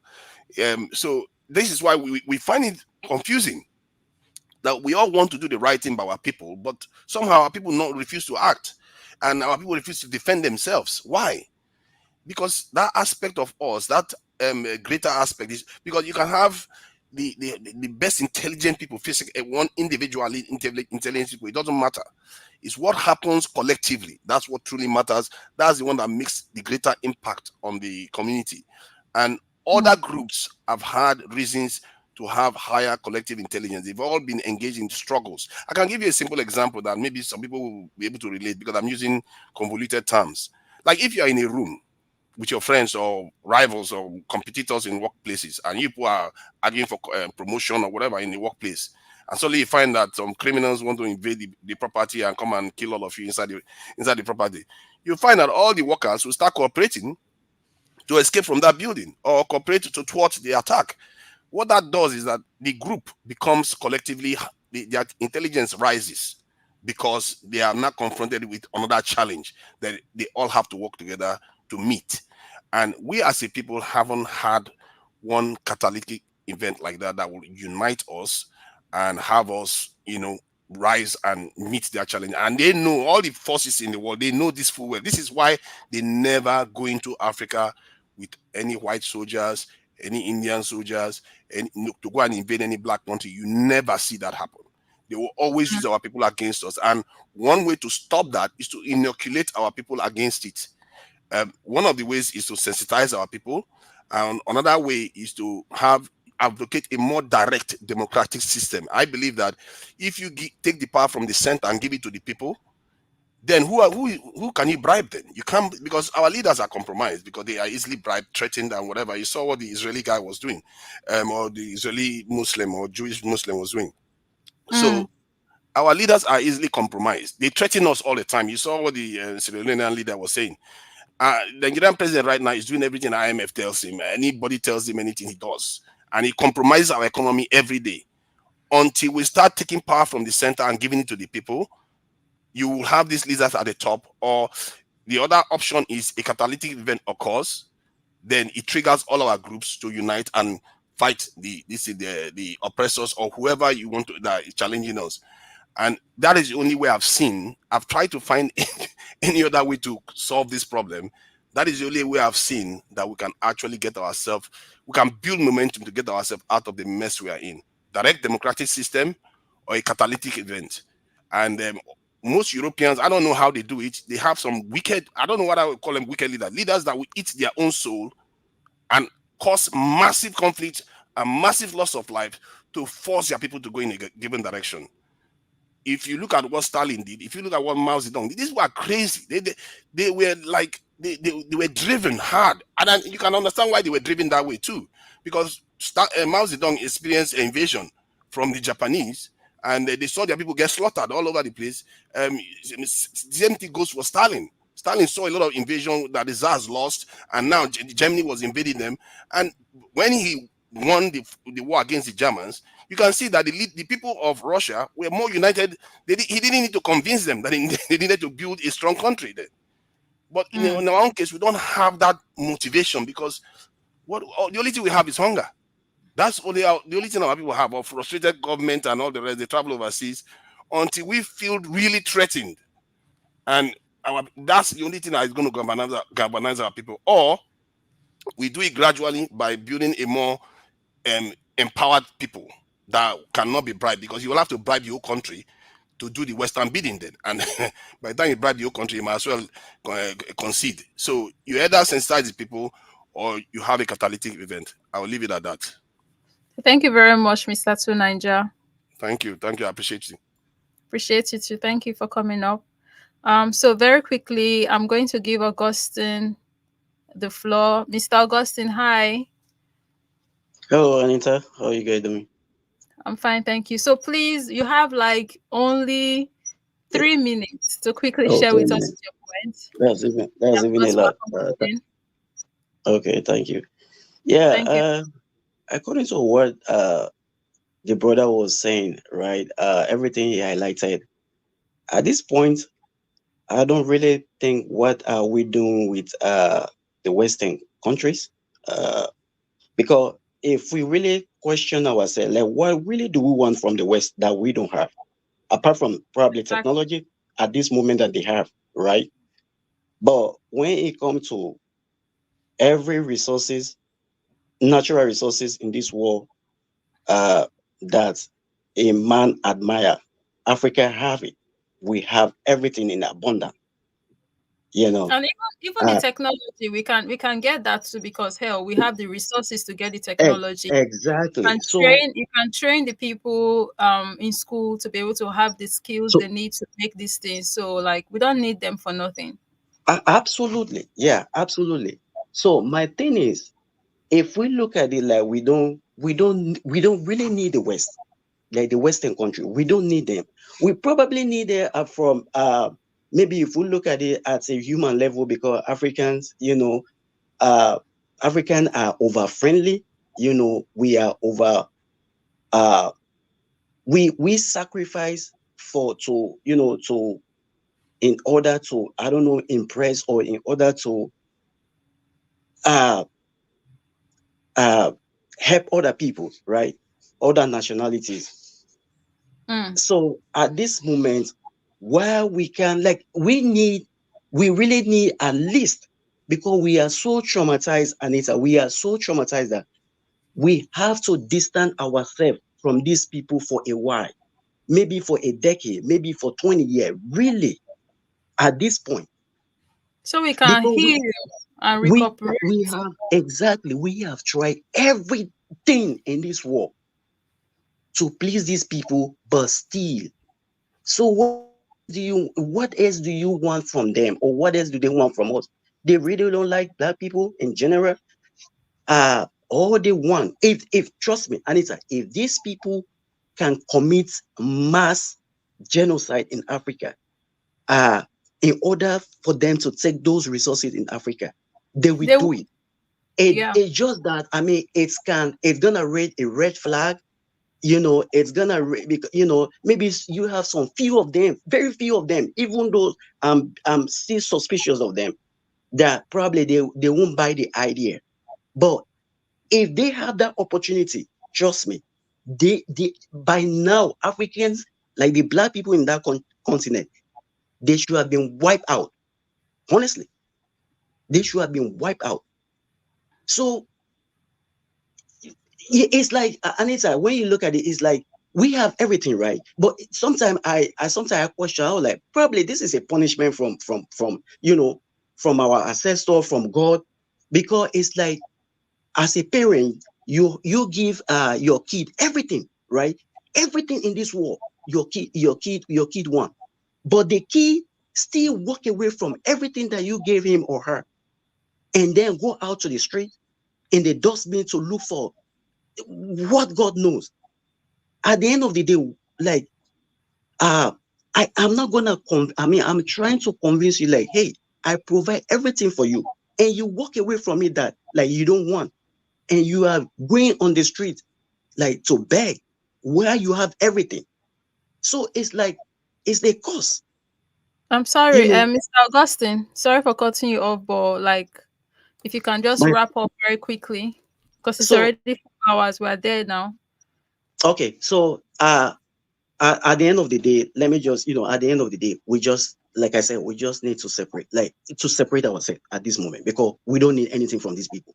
Really, we Mm. don't need anything. We have to separate, not forever, but let's see where the problem is, because they cast us, we are the problem, or they are let's see where the problem is. And in order for us to heal, to heal, we have to, at a moment, maybe 20 years, whatever.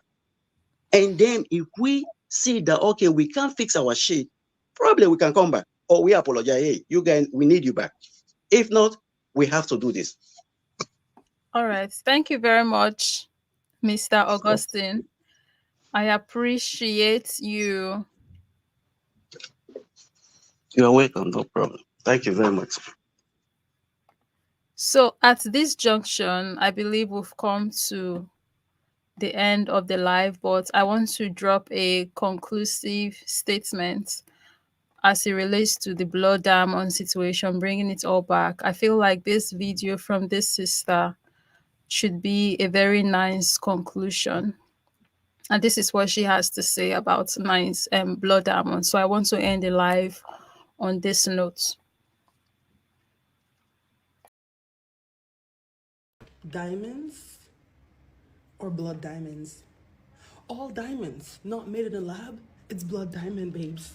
Because my logic is when Apple says, yeah, or cobalt is ethically sourced, do you just believe them? When Nike says, yeah, we don't use sweatshop, we don't use child labor, are we just supposed to believe them just because they put out a report? No. Like, these diamonds, the big ass diamonds that you see, children have to take them. Those mining conditions are not great, not only for the planet, but for the kids that are mining them. So I don't want to hear it. I don't want to hear. You guys have so much energy in the comments arguing with me about a multimillionaire. When the company says that diamonds are ethical, do you think it just means like it organically sprung out of the earth and nothing was harmed, not even the planet? It just magically appeared? Like, what the fuck is an ethical diamond, anyways? Please.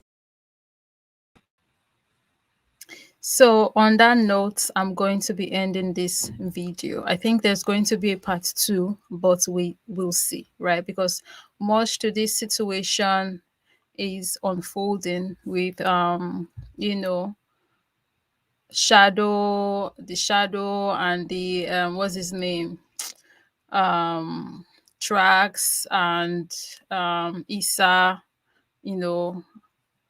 So we'll see though, we'll see. And yeah,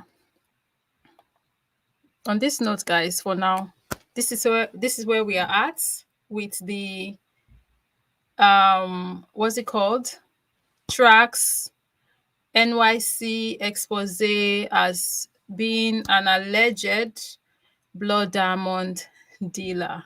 And we have something, and oh my goodness, thank you very much, Looking Glass. I appreciate your support.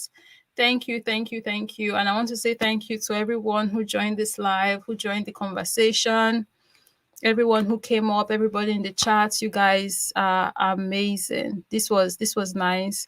We'll see if we're going to be making, definitely I should make an update as more things continue to unfold. I'll continue to bring it up to you guys. And on that note, we've come to the end of the live. We've come to the end of this particular section of the situation. And yeah, I'm going to be dashing out now.